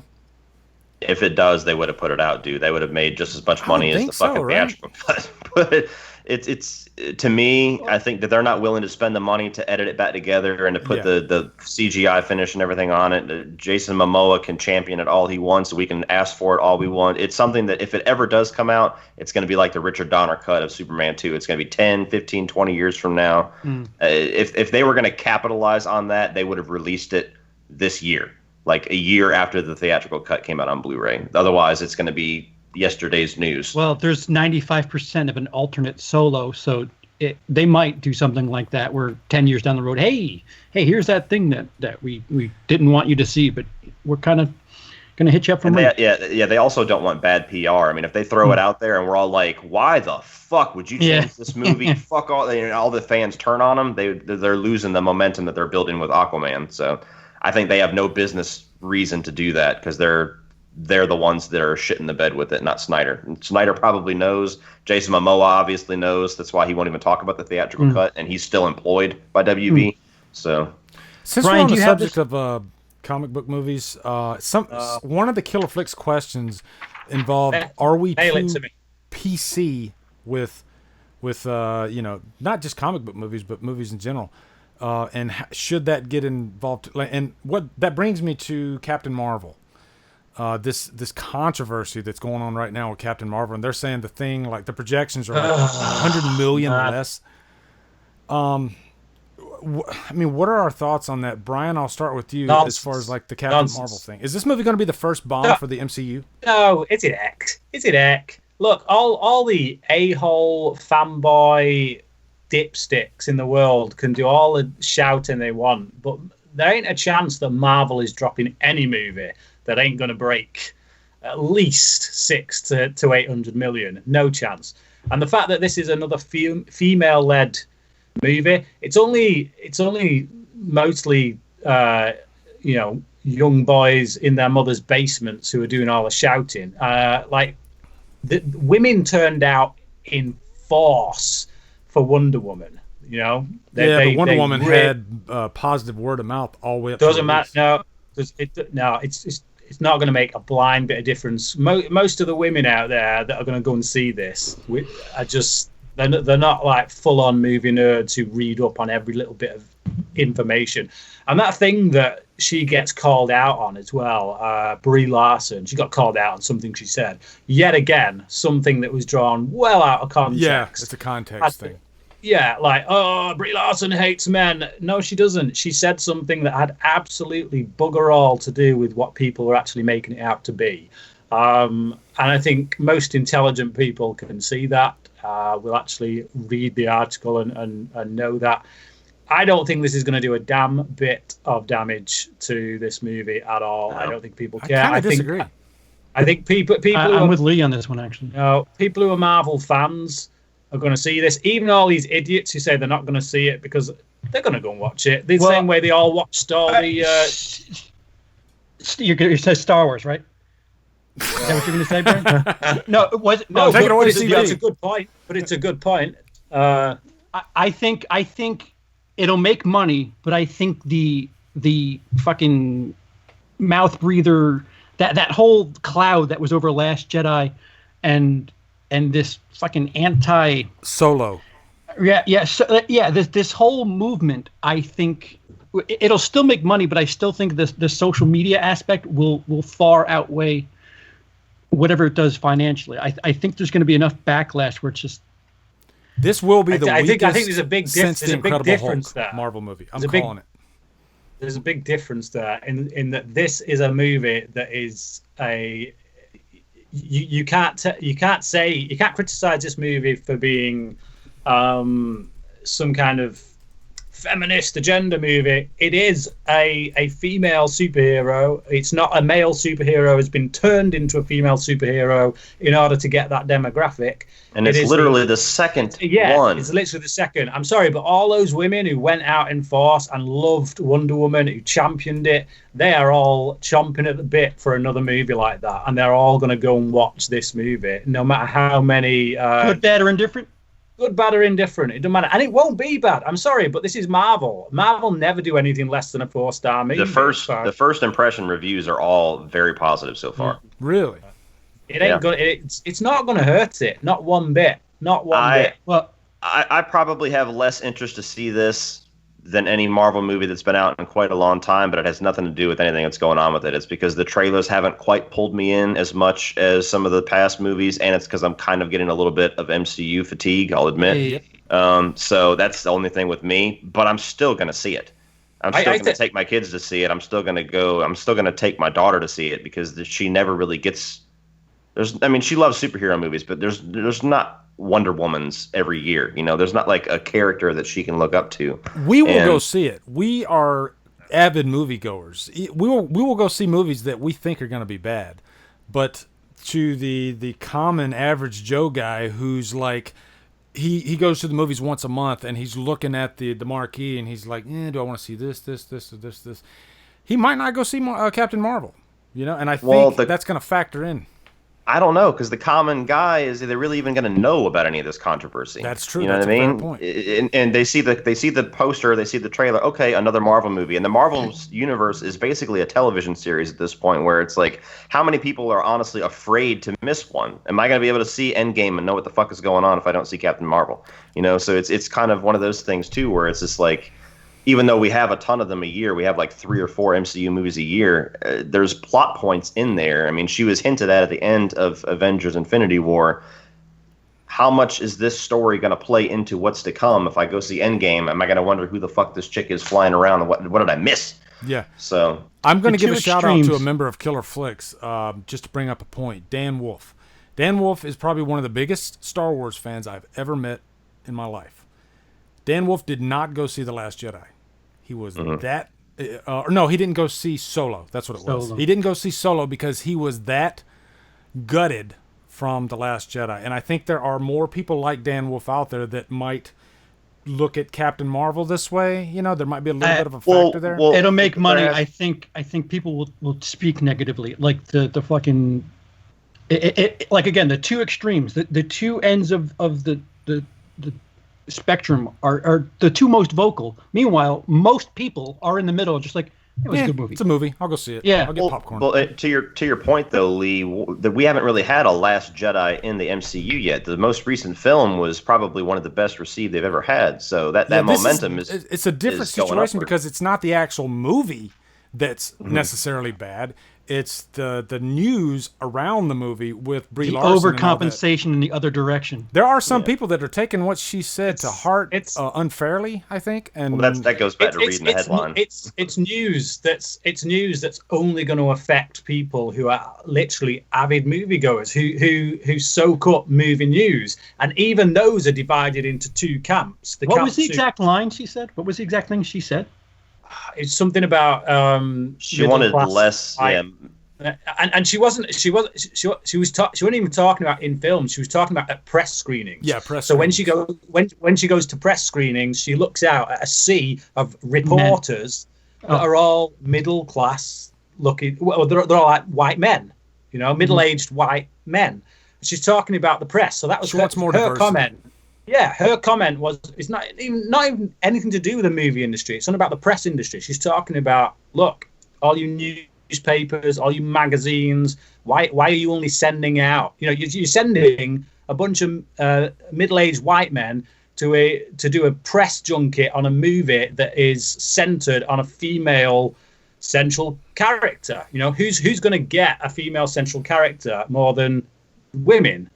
So why is there no women there? Why is there no black people there? It's just like I get what she's saying. I agree with what she's saying. I think she's just making a social commentary. I think if somebody else said it, some other guy, it wouldn't be a problem. But because she said it, she's some feminist bitch, and that's it doesn't. That's the way it is. it's been painted wrong since she kind of came out with the trailer, because she's already kind of become a meme for being like, unemotional. Like, she's not really the most motive person. So then it has that. Plus, she got an Oscar for Room, but aside from that, what else has she done? Didn't she say something like, "I only want women to see this," or am I paraphrasing, or am I thinking about somebody else? And that was taken out of context too. It was somebody asked. Listen, I could have it confused. If you know who I'm confusing with, please. I've seen those quotes thrown around, but honestly, I've never read the articles to fact check it. And out of context, what she was saying was, listen, if only women saw this, I'd be happy. Not I don't want men to see this. I want all the women to see this. Not I don't want men to see it. Like you get it, but It's the problem with our culture that is a headline culture. It's like, I read a headline, I think I know the whole story, move on to the next. It's Lee, your thoughts? You do have some of those social justice war. I mean, this whole thing started, I think, with Force Awakens. And now you have people doing anything they can to pull a story out of something. There are these people that if a strong woman is in a movie, they're gonna bark without even knowing the context, knowing what I'll use Alita as a great example. There should be no one complaining at the character Alita, because she is portrayed in such a great way. This naive young teenager who really has no memory, and she's trying to find out who she is, and she goes through these struggles and everything, and then when she finds out who she really is and what her past is. She's just one of the most likable, endearing characters I've seen, and she just happens to be a woman. I'm not just saying likable women characters. I'm talking about these characters in general. She's probably one of my favorite characters of the year. So far. We hear you, Bryan. So, Annihilation. Yeah. Annihilation. Yeah, and it is a little bit. The only argument that I've seen that halfway makes sense is that it feels like Hollywood picks and chooses when it wants to really push shit. Because like CP already whispered, Annihilation. Like, we do have movies that have female-led, female cast and everything. Like, we had a video, we were talking about Ghostbusters and the controversy surrounding that. I don't know if we're going to talk about that or not, but one of the things that CP was saying is like, nobody bitched when Ocean's 8 came out. Like, what the fuck? And it feels like there's no consistency. Like, it's not like the same people bitch every time a woman's on the poster. You know what I mean? I just want to comment on. I just saw that too, Bryan. Go ahead. Magic Matson says, she also said, I don't need some 40-year-old white man to tell me my movie was good. If she said that about a black man, there would be so much controversy. The difference being that she's never in a situation where at a press screening, she's in a room that's a sea of 40-year-old black men. It's nothing to do with race. It's to do with this idea of diversity. I'm not one of those social justice warriors. I often get on a soapbox about social justice warriors who piss me off. But I get the point of where she's coming from. She's playing a female character in a role that traditionally is held by men. Like Cody said, this is the second lead superhero movie that is female. So why is she speaking to seas of reporters and whatnot that are all 40-year-old white men? That's not a race issue. That's just why are they the ones who are representing in the mass media someone who is white, someone who is female? To play devil's advocate, who the fuck is she to make that public? Like that, if that's a media thing, like that's a media problem. Listen, you're an actor. But who else is going to do it? If somebody doesn't call out that BS, who's going to do it? Like the things don't change unless somebody calls it out. So if you're in that position and you've got that moment, she's taking some serious crap for this. She didn't have to do it. She could have sat back, let it roll over. But she's seen something. No, I get. Out. Now she's. I'm not trying to stir shit up. I'm just, at the same time, like, you know what? This is way too serious. We all have a responsibility. That's the way I see it. Everyone in society has a responsibility for the change we want to see. And if no one calls out the BS, the fact, I mean, like I say, this is coming from me. I'm the same guy who talks about the Oscars and says that is some politically correct BS right there. So don't think for a minute I'm some crazy SJW, because I'm not. But in this situation, I feel like somebody has been targeted and essentially hung out to dry, or they're attempting to hang her out to dry, when actually she made one little off-the-cuff comment that actually had some validity to it. And going right back round to where we started with this whole thing, I don't think it's going to hurt the movie. I really don't. No. Because I think the majority of people that go out and see movies don't read these BS headlines, and they're the ones that you got to hit. They're the ones you got to get the bums in seats, and they're already sold because it's got Marvel above the title. This film has more chance of breaking records than it does of not making. I don't think it's going to break any records. I don't know about records, but I'll say I did not read the article, so I don't want to be a hypocrite and say that the headline said this, so it's true. But I did pass somebody's video that was projecting a headline that said that the pre-sale tickets for Captain Marvel have already passed Aquaman, and we saw what Aquaman went on to do. So it's all going to depend it's all going to depend on the reception, which, as Brian's point, Marvel has a pretty damn good success with that. And it's going to depend on how quiet this ends up going. Like if Brie Larson as the movie's going, if she continues to keep saying things that people want to take out of context, it might start affecting shit down the line. But I don't know. I'm a much less passionate. I'm going suckered. What? Who? Banana. This guy, fucking him. It's like you can spin it whatever I say out of context, mate. But do you have a wrench? Whichever way you cut it, the industry is made up primarily of middle-aged white men. Well, so, all right, so as somebody who's been to press screeners, part of the problem. Yeah, you got that, Lee. Part of the problem is they send out these invites and shit, and the people that are interested in this type of film more often than not are who she's talking about. So it's not completely cut and dry like that. Like fucking Fighting with My Family. I could have seen that a month ago, but chose not to because I was like, just not worth going all out of my way for. So I mean, it's not so cut and dry. There's a lot to both sides, and like I said, the normal fucking Joe Six-Pack is going to go see it regardless. It's a sticky subject, no matter. The loud voices. This day and age, words are. I'm being careful at what I'm saying right now. Words are so heavy and powerful in this day and age that you really have to think about everything you say, even though your thought process might be completely different than what it could be perceived as. And you don't use your words for a lip. And you have people like Fack in there that doesn't even know Bryan, but in just a little stream, he takes what he says and he thinks something. He knows for a fact that Bryan's not racist. But there's always people that are shit stirs. That's all it is. We live in this fucking. People keep using it, and it's become a kind of a cliche title, but it's still true. This fucking outrage culture, where it's like every little goddamn word that you said gets spinned 100 fucking ways from Sunday. And like when I was talking about this Ghostbusters thing, I don't know if you're familiar with it, but like, is it Jason Reitman? Jason Reitman's the director of this new Ghostbusters movie that's coming out. It's going to go be a direct sequel. He comes out and he says that he's going back and they're going to be using a lot of the technical aspects of the original films, and they're going to be giving the movie back to the fans, meaning the fans that have been waiting for Ghostbusters 3 for 30 fucking years, not the fans that shit all over Leslie Jones and the fans that, downvoted the movie and all this other stuff. And just him saying that caused this gigantic shitstorm of fucking feminist, misogyny. Ugh.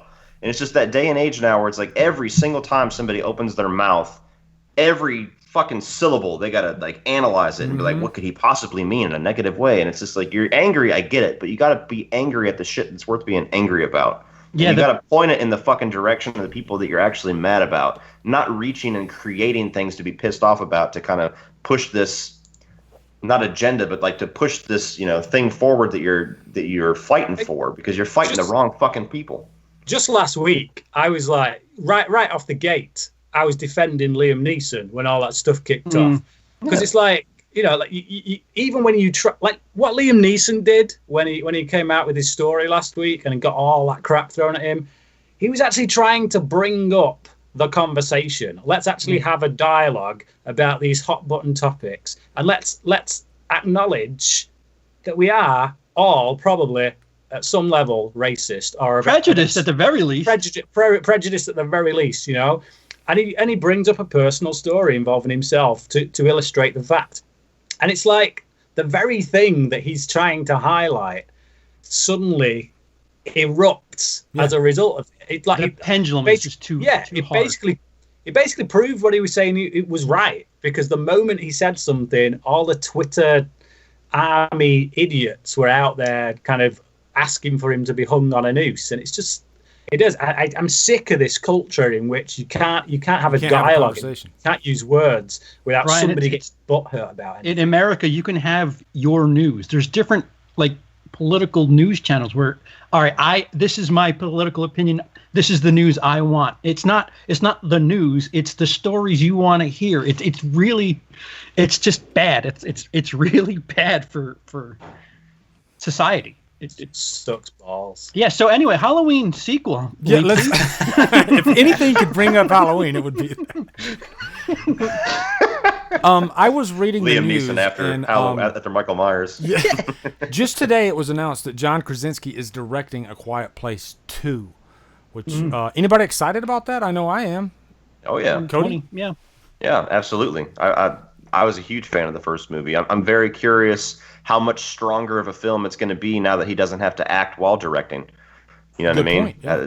It's. I'm curious where the story's going to go. Obviously, I'm not going to spoil the ending, but they pretty much show you how the tides have turned in the final shot of the first film.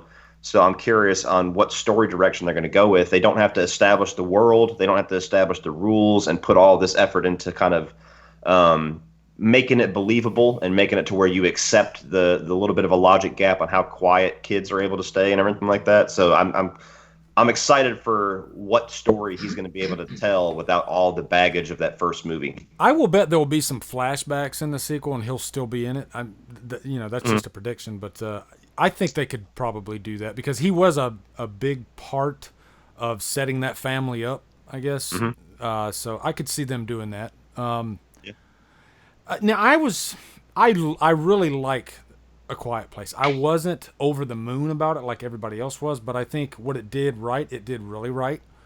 I guess for me it was just like after I saw it was just like maybe a one-time watch for me, and then I was just like, okay, that was really cool, but I don't know. I didn't think it was amazing or anything, but very well directed, very well acted. Maybe it's just the novelty of it, just nobody can talk for the whole movie. So to me, that's just not something that I could watch over and over and over again. But a lot of people are different than me on that, though. People loved this movie. CP, any thoughts? Like Lindsay said in the chat, how do they follow up with a sequel? It is an interesting from where the story is. If they pick up from the second, where the first one leaves off, it's kind of interesting to see the corner that they're going to unpaint themselves out of. But perhaps it's a prequel. Perhaps, it's how that family got to be so lonely, or I'm intrigued. Yeah, I mean, it goes back to the Jordan Peele argument. He did it once, so I'm intrigued enough to see where he can go the second time. Am I going fucking apeshit about it? Yeah, No. I think that's just it. I like.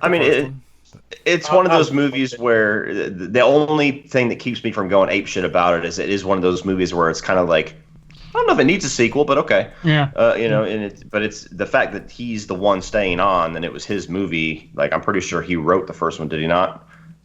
I know he directed it. Yeah. Okay, so it's his baby then. So he acted in it, he wrote it, he directed it. For all intents and purposes, A Quiet Place is John Krasinski's. The fact that he's staying on, and it's not just the studio hiring intern director B to come and capitalize on the name, that gives me confidence. Have you guys seen that? I think it's like a meme from The Office where Jim he holds up a sign saying he can't talk or something like that, and they're saying that he was the character in A Quiet Place. Dino brought it up because I'm a huge Office fan, and Jim's like one of my favorite characters on The Office. So I would love to see him come back in some fashion in the second one. What about you, Bryan?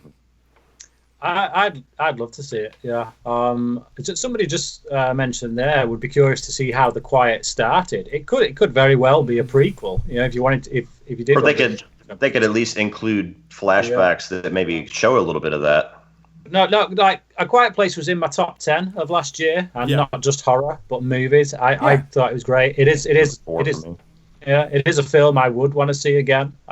So, yeah, I'm very excited for a sequel, actually. And the fact that Emily Blunt's back, I'm sold. And I'll say this, too. It's a movie that I enjoyed much more watching at home. Like, not to say that you shouldn't have gone to the theaters, but one of the things that was so frustrating about the movie as a theater experience is, like, every fucking paper crinkle, every popcorn chew and everything. The whole movie, you're kind of like, I can imagine Bryan sitting there like, the whole movie. But like when I saw it a second time, because I even had a big plot twist, or not a plot twist, a big plot hole issue with the movie. And when I watched it a second time, knowing that going in and watching the movie from start to finish, it wasn't as much of an issue as I thought it was. So it is one of those movies that I think merits a second watch. I purposefully went to see it in the morning on a school day, so the theater was like pretty much empty. Lindsay says a prequel would be fine. This means we would get more shirtless John. CP, any thoughts? Jean shorts, maybe? Bottomless. Let's keep going. Go. Ain't gonna be no quiet place no more. Oh, it's got to be hot out there, John. Don't you think? Come on. You don't need those Make shorts. Yourself comfortable. Those shorts are awfully noisy. Is this the porno version, A Hot Place? Yeah, I know. What movie are we talking about again? A horny place? I don't know. A horny place. I mean, I think we've said all we can say about A Quiet Place. We'll see. I heard a rumor that it could be like just a completely different family, maybe happening at the same time as the other family. Huh? Who knows? That's also a possibility. Yeah, it would. The Walking Dead. It's just like how would you? The thing is, how would you get around? Because like with the family from the first film, they got the whole sign language thing. Yeah. Which it's like there ain't going to be any other families really surviving in that situation if they're not doing sign language. So it's like just do the opposite of Bird Box and a I hear they're going to run into Sandra Bullock. Shared universe. Another shared universe. Just a death hospital where everybody's fine because they know how to be quiet. Do you guys see? Speaking of Bird Box, do you guys see them doing a sequel to that? Because I can see. I mean that movie was huge. Yeah, think about it. Last Action Hero was the ultimate shared universe movie, weren't it? Oh yeah, because you could just bring back, do a sequel to Last Action Hero. Way ahead of its time, that movie. Yeah, way ahead of its time. Okay. No, I wouldn't want a sequel to Bird Box. Rambo 5. Little backstory, man. Rambo was just like my idol growing up. Rambo and Rocky, right? I mean, Stallone was one of the first guys to have not one but two action icons at the same time. Yeah, you were talking about over the top before, so then you got over the top. It's just Stallone. I might be a little gay for Stallone. I don't know. It could happen. A little. It could happen. Jean shorts, set the scene, right? Oh, okay. Giddy up. But Stallion. Are you going to use that sweaty bandana? Because I know what I could do with it. I know. But I was reading about the new Rambo here. I guess there were some new images that dropped here recently, and I guess this one's gonna. The story is a little bit more smaller scale, and Rambo Last Blood will feature the character on another rescue mission, but this time it's to save Gabriella, a teenager who works on his family farm and is kidnapped by a Mexican cartel. Now, I know this Mexican cartel story was something that was around before even the last Rambo movie came out. He was originally going to go that direction, and then they decided to go the what's the name of the country that they were in? Burma. Yeah, Burma. Yeah, they went the Burma route, so they're going back to that idea of the Mexican cartel. So, I mean, there was an idea at one point too, a couple of years after the fourth one came out, that he was going to be him versus some kind of like a science, like a genetically modified monster or something. It was going to be called like the Kill or Rambo 5, the Ultimate Hunt or something like that. He was just tossing around ideas. I'm glad he didn't go that route. It was going to be like a Rambo Predator type movie. Oh, Rambo versus Predator. I'll watch that every day and twice on Sunday. I'd watch it for sure. But I mean, this is the last Rambo movie, so you want to send him out, gracefully, I guess. And I guess him going against a Predator would be kind of weird. When I think of grace, I think of Rambo. Has he said, like, this is the last Rambo? Like, this is the Last Blood? Or Last Blood, yeah. I think that's what it's going to be called. Yeah, it's going to be called Last Blood. Okay, cool. Cool. I will say that fourth Rambo movie surprised the hell out of me because I thought for sure I was like, okay, we're gonna get a Rambo movie. It's not gonna be that great and whatever. But no, I mean it's the second best Rambo movie in my mind easily. Bryan, did you see the last Rambo movie? Are you a fan? Yeah, I liked the first one. I thought the last one was pretty good. I thought 2 and 3 were a bit 80s, very 80s. Yeah. 2 and 3 very 80s. Throwaway movies for me, really. I like the first one I remember seeing late one night, and I didn't actually know what it was, and I saw Stallone acting, and I was like, what's going on here? What's Stallone acting? What's that all about? Like, he's got some scenes in that film where actually he does. Are you talking about the fourth one or the first one? You gave this guy lines? The first. Yeah, the first. I think the first is a bona fide great movie. It really is. Over.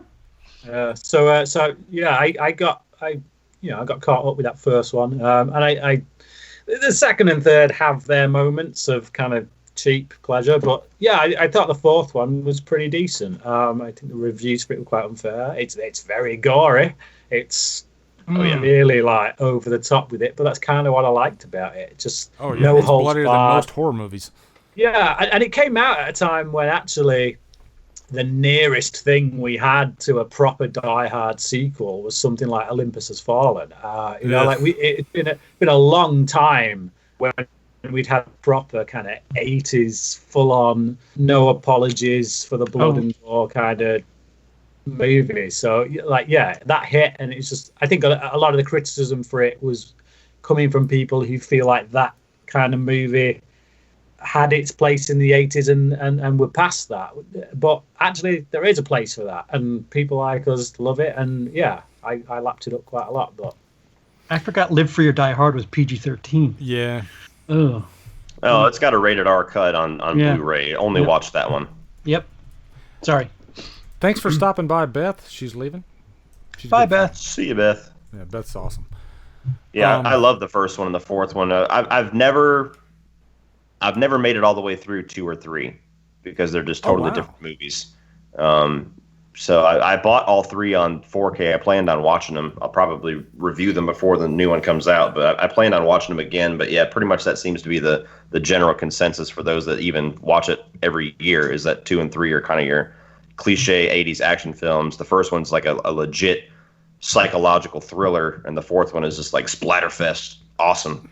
So I'm curious if this fifth one's going to keep the tone of the fourth one and just be no holds barred, or if it's going to kind of go back more to psychological like the first one. I'm definitely anticipating it.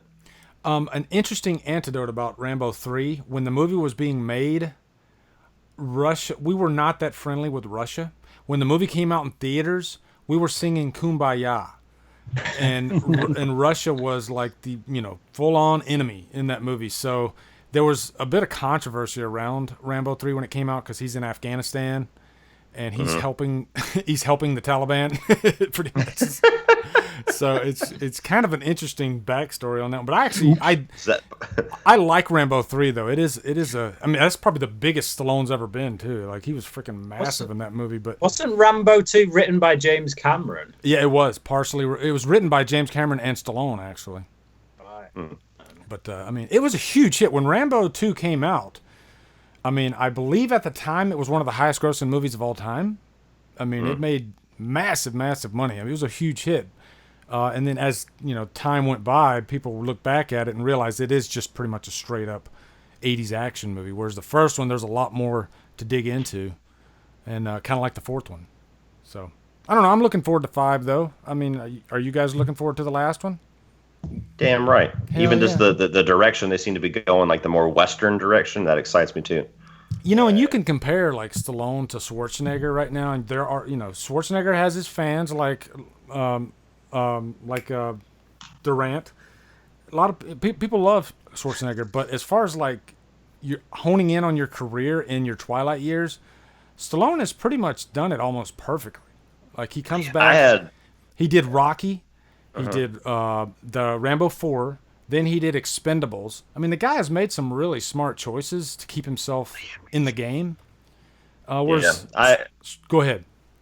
I'm sorry. Yeah, I just rewatched Copland this past weekend. That's and that was a great movie. That was kind of in his, hiatus where he was kind of a forgotten star, and even that movie is just like, dude, like I had a question on one of my Q&As that was a fascinating question.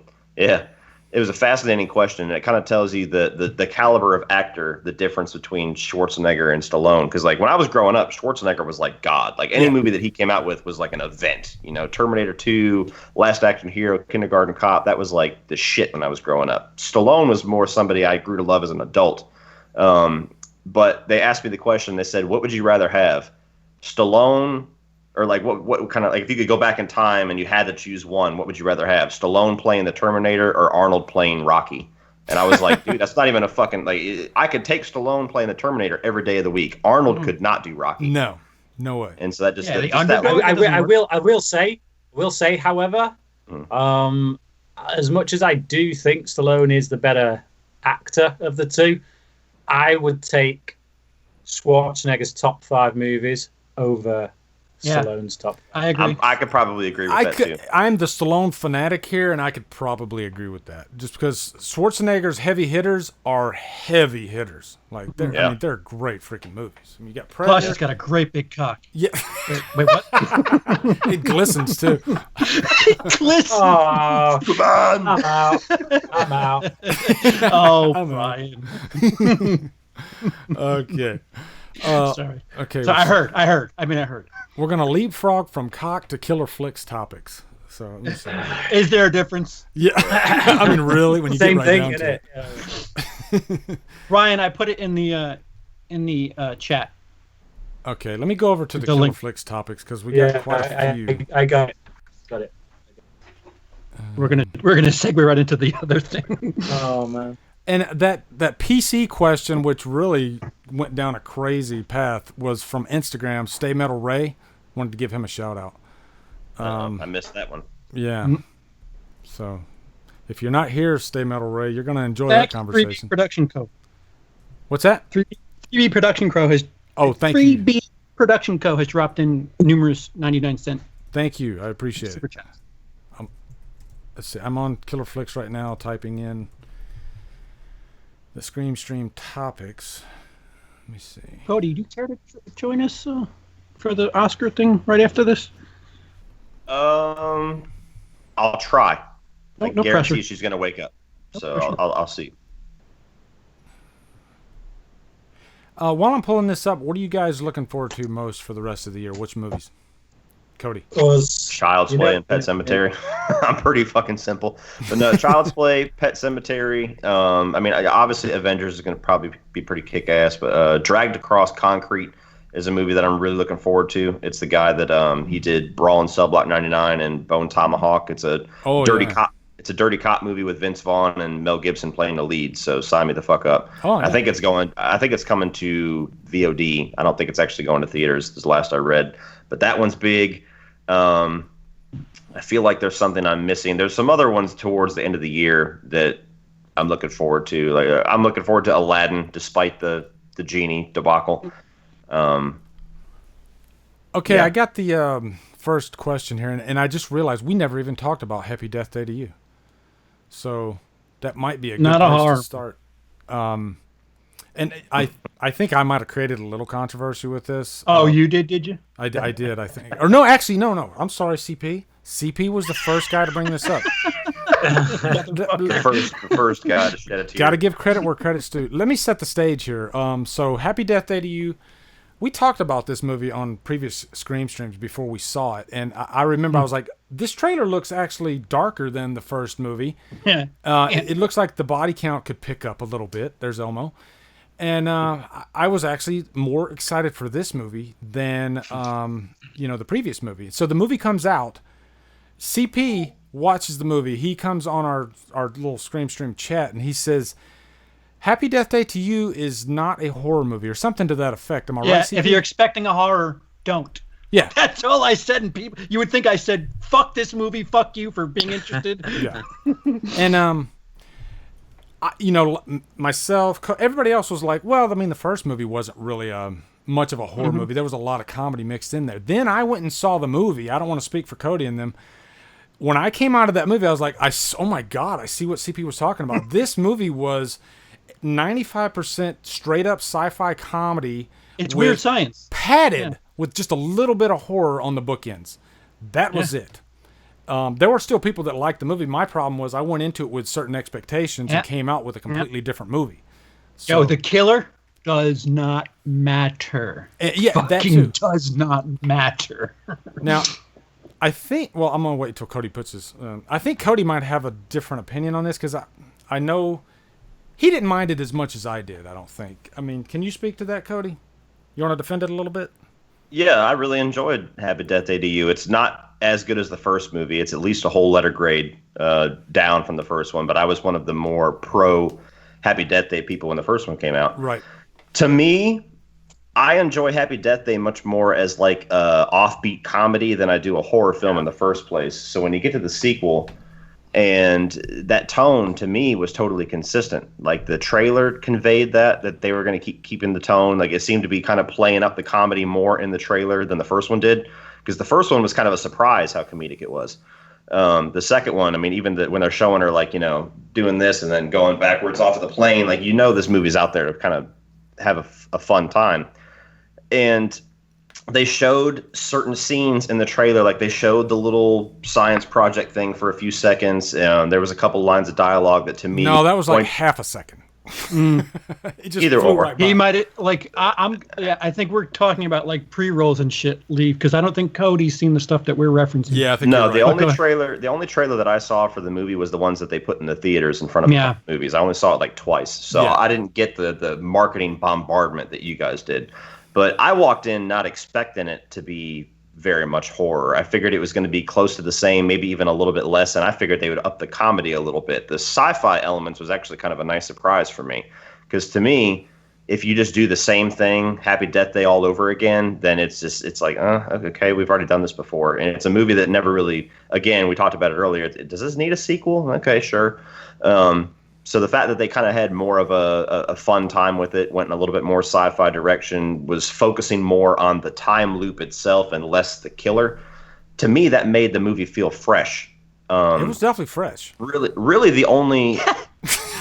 Honestly, the only negative that I really walked away from the movie, aside from, like, it's a little bit unnecessary, but I still had a good time, is just the comedy. Because they ramped the comedy up a little bit, it's not as successful. Like, the whole French scene, to me, was, like, painful. I think people thought I hated the movie, and I that's the furthest thing from the truth. I didn't hate the movie. I think the character Tree, played by Jessica Roth, is... I mean, she is perfect in that role. If anything, you got to give her credit. I hope she does more most likable final girls I've ever seen. Here was my problem, and this is my own personal issue that I have, because I am a slasher fanatic. I love slasher movies more than most people do, and I was wanting to go into this movie as a slasher fan. I wanted to, and I thought it was going to be a little darker than the first one. And so when I'm sitting there watching having seen the first one, why would you think that? Well, I mean, I'll tell you why I was thinking that, because the first movie was paced like a slasher movie. The kills were cutaways. It wasn't an effective slasher movie, but it's still, every 15 minutes you had a fresh kill. This one, you had the killer at the beginning of the movie. Then you had this whole thing where Tree was trying to figure out how to beat the loop and all this science fiction stuff. And then the last 5 minutes, the killer pops back in, and the killer is the biggest waste I've ever seen in a freaking whodunit movie. That was my issue with it. Well, it's not really a whodunit. It's whodunit. Go ahead, Bryan. It's a bit of a whodunit, but I just I came out of the first one. I went to the first one thinking, we're going to get some kind of Scream. Well, basically Scream crossed with Groundhog Day. We got the Groundhog Day bit, but the whole slasher element of that film was a non-event. So when I came to this one, I came in with the expectation that, great, it's going to be more of the same. It's going to be a slasher movie, only they'll up the kills, but we still won't get to see them, so it'll still be a limp-wristed slasher movie. So the fact that they give us this sci-fi stuff to contend with and to roll with actually distracts me from the fact that we aren't going to get those crappy kills that we got in the first film, but they at least entertain me with other stuff. Regardless, outside, you guys will be outside. Can you hear me? Yep. Yep. Oh, I'm sorry. I had the mute button on. My biggest disappointment was again, like Cody said, the humor, but the scene for me that really I just hated was the little montage scene of all the different ways that she dies. Yeah, which is the trailer here. Is that the trailer? Is it right? Yeah. Well, yeah, that was just it was like so on the nose comedy, like really. It weren't funny. It weren't even endearing. It was just quite annoying. But beyond that, I was solidly entertained by it. I feel like it kind of jumped all over the place with regards to the directions it was heading in, and it didn't kind of explain things well enough. I felt like, hang on, have they just completely sidestepped a plot hole there, and they're just not going to go back to it? So I felt that a few times, but for the most part, no. I was entertained by it. I like the introduction of the sci-fi element, but the main thing, and this was the same with the first one, is the drama actually works for me. So the family dynamic stuff, and it's better in the second. Yeah, I agree with that. I do actually feel tied to that character, and the emotional stuff. When they try and go for emotion, it works. It does have impact. So I credit them with that. You don't usually get that much an emotional element in those kind of movies. So yeah, I think it does some stuff right, some stuff it cocks up. But I certainly don't think the sci-fi stuff derails the enjoyment of the film. I'd give it a solid 3 out of 5. Well, apparently I'm not alone, because the actual director of the movie himself had to go to Twitter and defend himself because so many horror fans were pissed off at this movie. And he said, I'm paraphrasing, but he pretty much said something like, I won't apologize for not making the same cookie cutter movie. I wanted to try something different. But the marketing's not on him, though. And so here, let me finish my thought here real quick, CP. Here's my point. I applaud him for trying something different. But when you alienate a certain market, being horror fans, some horror fans, not all horror fans, then you are going to expect a reaction, because there were some horror fans like myself that were like, wow, this was not what I thought it was going to be at all. And, but at the end of the day, it's just a movie. It's a director. He made the movie he wanted to make. It flopped. It goes back to what we were first talking about. It's on the marketing shoulders. If they're selling you an apple and you go in there and take a bite and it's an orange, that's on the salesperson, not the fucking director. It's not his fault that they want to get horror asses in the seats. It's I feel like I got missold with the first movie. Like I say, the marketing's fucked. That's essentially the first movie was not the Scream style slasher film that I was anticipating. So yeah, either way, both films have been mismarketed. Do you think we'll get a third movie? Yes, you do. Give it another $10 million, and I guarantee it. Because you could say it flopped, and you could say that it's a disappointment, but it's already tripled its production budget. So it's not meeting what they thought it was going to be, being the for most part positive reaction of the first one. But the bitch made money. So I mean, it's. I don't want a third one as much as I enjoyed both of them, because you see the direction they're going to go in the post-credit scene, and that's kind of more in the direction of what turned me off a little bit about the sequel. But I didn't stay till after the credits. The post-credit scene. Okay. Well, whenever we go offline, remind me and I'll tell you. But I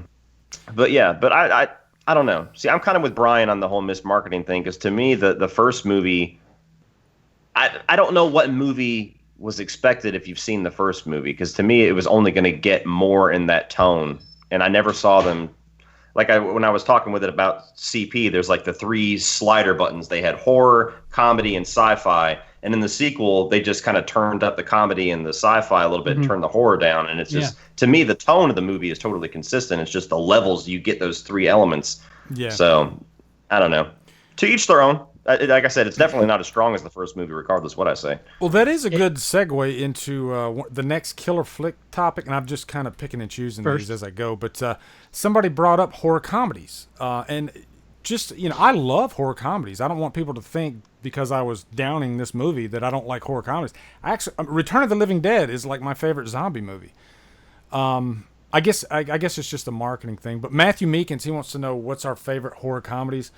Return of the Living Dead is probably one of my favorites. I love The Babysitter. That's a very effective movie. Oh yeah, I love that one.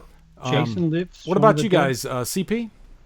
Jason Lives. Shaun of the Jason Dead. Lives is great. Final Girls. Final Girls great is one, yeah. brilliant. In fact, that whole Cornetto trilogy actually by Edgar Wright. Oh, fantastic. There's horror elements. Hot Fuzz isn't horror, but because it's a slasher film. Yeah. Oh, here we go. What defines a slasher? What defines a slasher to you? It was pretty much marketed as an action comedy. There's a killer on the loose. There's a killer on the loose who keeps on taking people out in really gruesome fashion. That one bit where the steeple comes down and sticks the guy right through the head. I'm sorry. No, that's a slasher film. It's an action slasher film. Whatever. It's you could so Silence of the Lambs is a slasher film then? Silence of the Lambs is. All right. Well, then by not watching shit, what the fuck am I gonna do? No, Silence of the Lambs is a horror film. You said slasher before. You said slasher for Hot Fuzz because people die in gruesome ways. People die in gruesome ways in Silence of the Lambs.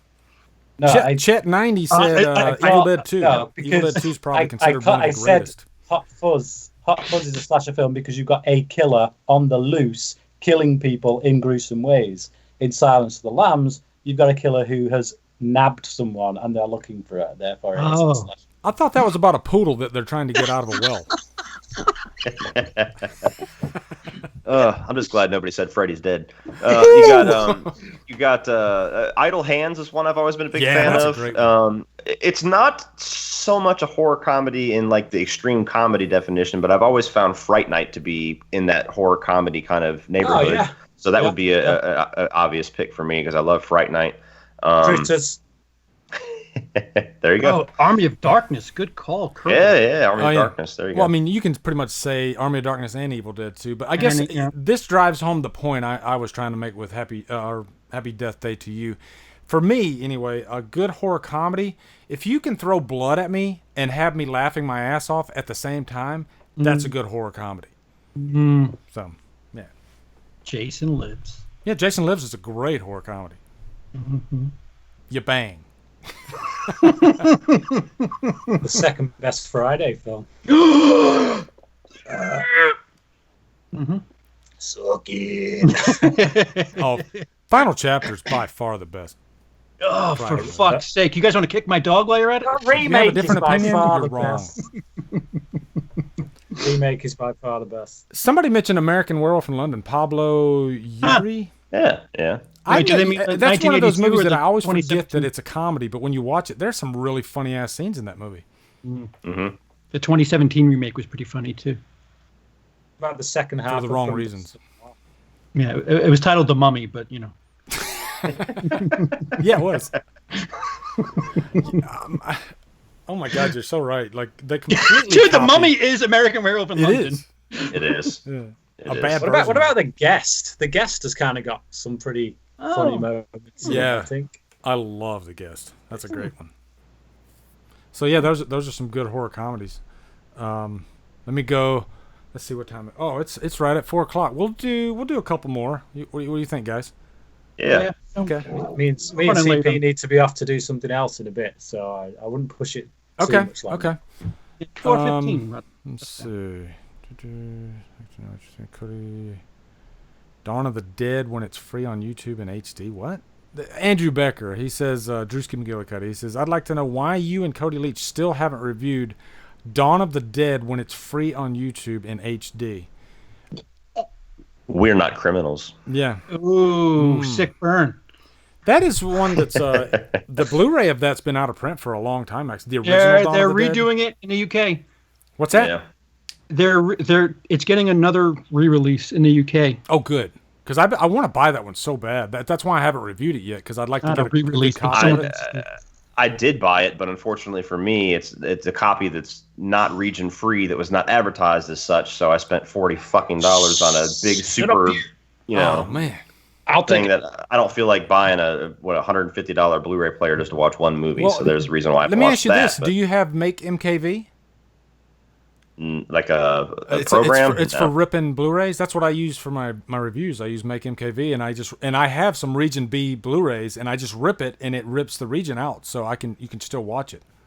You just have to watch it from on a USB drive or something like that. I'll buy that off you, Cody. $50 and Make MKV. He said 40. 40. Sorry, best freaking program I ever bought. Shipping, bitch, shipping. and a BD burner. I'm telling you, man, made my YouTube career. Okay. There we go. Oh, yeah. Oh, admitting to FBI tampering. No, I own the original. You wouldn't steal a car. You wouldn't steal it. Whatever. Those commercials drove me crazy. I had a science teacher in junior high. He's one of the best teachers I ever had in my life. And every time he'd put a movie on, like for movie day, the whole FBI warning thing, he'd go to the front and he goes, and this is basically saying that if you make a copy of this videotape, the FBI will come to your house and beat the shit out of you. And then he goes down. Did you hear the story about the guy who got pulled over for speeding and they opened his trunk and he had like 100 copies of Passion of the Christ? No. Bootleg copies. You deserve it, you fuck. Yeah. No, wait. I got cocaine somewhere. Arrest me for that instead. No shit. Andrew Loves Gore. Yes, Jennifer's Body is a great example. Yeah. And I think that one's underrated too, actually. Zombieland's Yeah, good. Zombieland's great. Scream Oh, is pretty cool. Dennis is telling me it's getting a 4K in Ooh. the UK.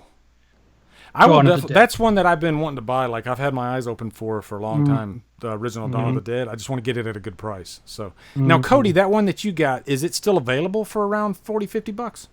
It's on Amazon. It's the one. It's I think it's called Zombie or some shit. I could go grab it, but it's got like 3 or 4 different cuts of the movie. And I bought it because I was like, oh shit. Well, I mean, everybody says this is a classic, so I might as well get all of them. And then I went to go watch it, and it's like, this disc cannot be played, motherfucker. Is that the one that's presented by Nicholas Winding Refn? Is Yes, that one? yes. Yep. We're talking Dawn of the Dead, right? Yes, Okay. that's exactly the what? Who the fuck Nicholas Winding Refn? Yeah. That might have been one of the reasons why I bought it. I was just kind of like, Yeah. Put that on my Now, shelf. let me ask you this. Do you know why the character in the driver in Drive has a toothpick in his mouth? Because one of Nicholas Winding Refn's favorite movies is Cobra. And Cobra has a match in his mouth. So there you go. Cool. I knew it was coming. Bring up that John Oliver gif. Okay. I'm going to go one more, okay? Let's see. Okay. Let me see. Fox, Disney. Oh, Club Dread. Good call. Why'd I forget that? I'm sorry, guys. I'm sorry. Club Dread. Great horror comedy. Cool. All right, here's a good one. Gareth Kowalski wants to know some of the greatest horror themes soundtracks. Well, there's a lot of those horror themes soundtracks. Andy. What'd you say? Andy. Mandy? Oh, yeah, that's a great soundtrack. Mm-hmm. I mean, Good soundtrack. yeah. Horror soundtracks? Yeah, soundtrack, score. The Lost Boys and Trick or Treat are pretty high up for me. Yeah. Me too. Man, Halloween 3. You know, I'm trying not to mention the first Halloween because that's the obvious, but Halloween 3 has a very underrated score, actually. The Guest. Yeah, The Guest has a great score. It Follows. Insert synthy fucking horror movie here. Very much. Sorry. Very much. I actually thought A Quiet Place had a decent score to it as well. Yeah. Didn't stick out to me. Lindsay threw out The Faculty. That's another really good one for her soundtrack. Bride of Chucky and Freddy vs. Jason. Both of those movies have great soundtracks. I will say this. This is one that nobody will mention, but Escape from L.A. has a fantastic rock soundtrack. Yeah, most people don't even think about that one, but yeah, it's the only soundtrack that Tool is actually on. So, Good Chris, I mean, you have to mention Carpenter. Cool. You got to mention Carpenter with Halloween, but I think Christine. Oh, Mad Dog already beat me to it. Christine is probably my favorite Carpenter score. Besides Halloween, I would say my favorite Carpenter score is Prince of Darkness. I freaking love that score. Nah, man. Yeah, that's a great one. Bryan, what are some of your favorites? Oh, Suspiria. Yes. Oh, it's not bad job. Would you say? Bryan? Yeah.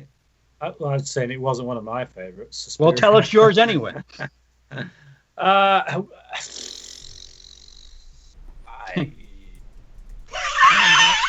Phenomena. No, Does the Dark Knight count? No. That wasn't me. That was Lindsay. I'll say I actually listen to a lot of movie scores, but horror ones don't tend to do it for me that much because when I'm sat, it's just when I'm sat there listening to a score, I usually don't like something that every once in a while is going to go. Nightmare on Elm Street. That's a great score. Mm-hmm. Elm Street 2010 brought that up. Yeah. The Fog. I actually think that one of Carpenter's best scores is from Starman. I really like the music of Starman. Return of the Living Dead, great score and soundtrack. Yes, did just Holly Klein. Highly agreed. Holly Klein just said Candyman. That's a great. Oh yeah, that's a great score. Got a few tracks on there that kind of burrow their way into my head and don't get out. The Thing. Yeah, a lot of great. Jaws, Psycho, a lot of good ones in the chat. People are mentioning. Took long enough to get there. Cody, what do you got coming up, brother? Still just kind of focusing on Patreon. I'm going to try to record here once we get once we wrap up, depending on whether my kids will allow it or not. But the soon to come patron request is Satan's Little Helper, which was a first time watch for me.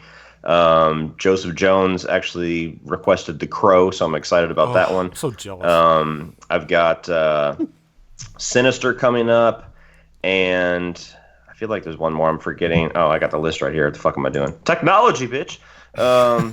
Top 5 Tarantino. I'm going to be doing that possibly with CP and Bryan. Because I figured that'd work better as like a little group chat than just me saying number 5 is this. Silver Bullet and Amityville Horror, the original, which I actually just watched a couple of days ago for the first time since I was like 10. So that was an interesting rewatch. I can take pictures of the house if you want. Yeah, sure. That'd be cool. Okay. Other than that, that's pretty much it. I don't think there's any major releases coming out till April that I could think of. Maybe I'm missing one. Pet Sematary is in April, so that might be the next one. But yeah, just trying to dwindle down this Patreon list until it's got at least maybe 2 or 3 left. Fantastic 3. I was going to let you go there. I was going to throw you. Okay, I'll take it. But that's pretty much it. Patreon shit, and if I have an off-the-cuff thing I want to talk about, like Child's Play news or something like that, then that. But for the most part, look for those. CP. So I did a 37-minute cut of my anniversary, completely out of focus. Yeah, so I can't wait to reshoot that. Yeah, I have to reshoot it sometime soon. It's just I never have that stupid amount of time to just sit there and because Emily's doing 3 at the same time, and she's a bit of a project when it comes to her shooting. So I'll let her, whenever she's done, I'll take over. We're doing an Oscar. Just sidestep as much as possible.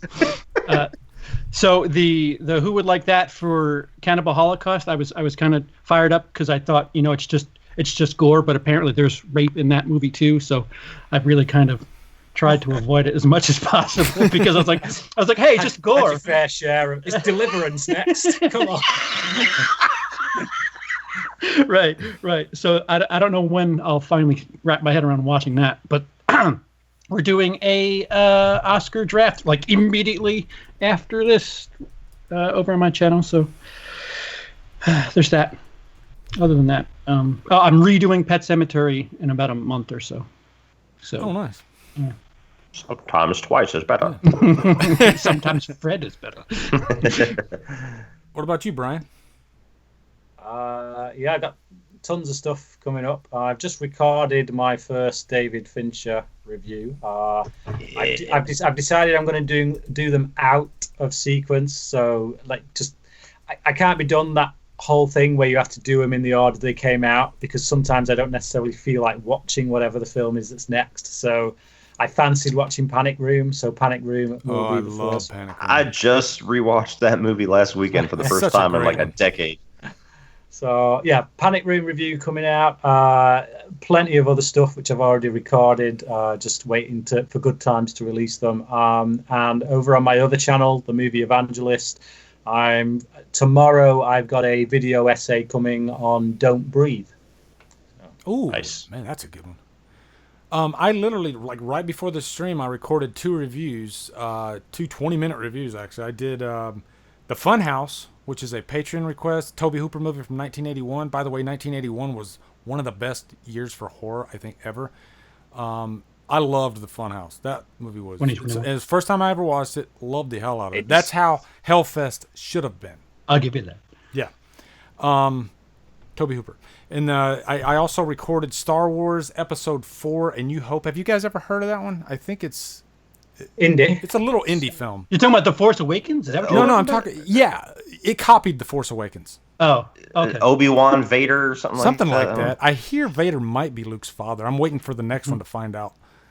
Bullshit. There's no way. Yeah, it's probably one of the first reviews where I didn't really talk about the movie. Because, I mean, like, what do you say about Star Wars? Everybody knows everything about Star Wars. So I just pretty much talked about, like, my experience with Star Wars. You know, I don't know. So, yeah, those 2. And then coming up, I actually have, let me pull up my list here. I'm doing First Blood, just because I want to do First Blood. It Follows Revisited. I'm going to dedicate that one to Lindsay. Slumber Party Massacre 2. I recently acquired the Scream Factory release of that one, which is out of print, so I'm not going to tell you how much I paid for it. And then I want to do a Giallo film called The Beyond. So that's my list. And I think that's going to wrap up this Scream stream. Any parting thoughts before we get to the edible panty flavor, guys? Phantasm. And Phantasm 3.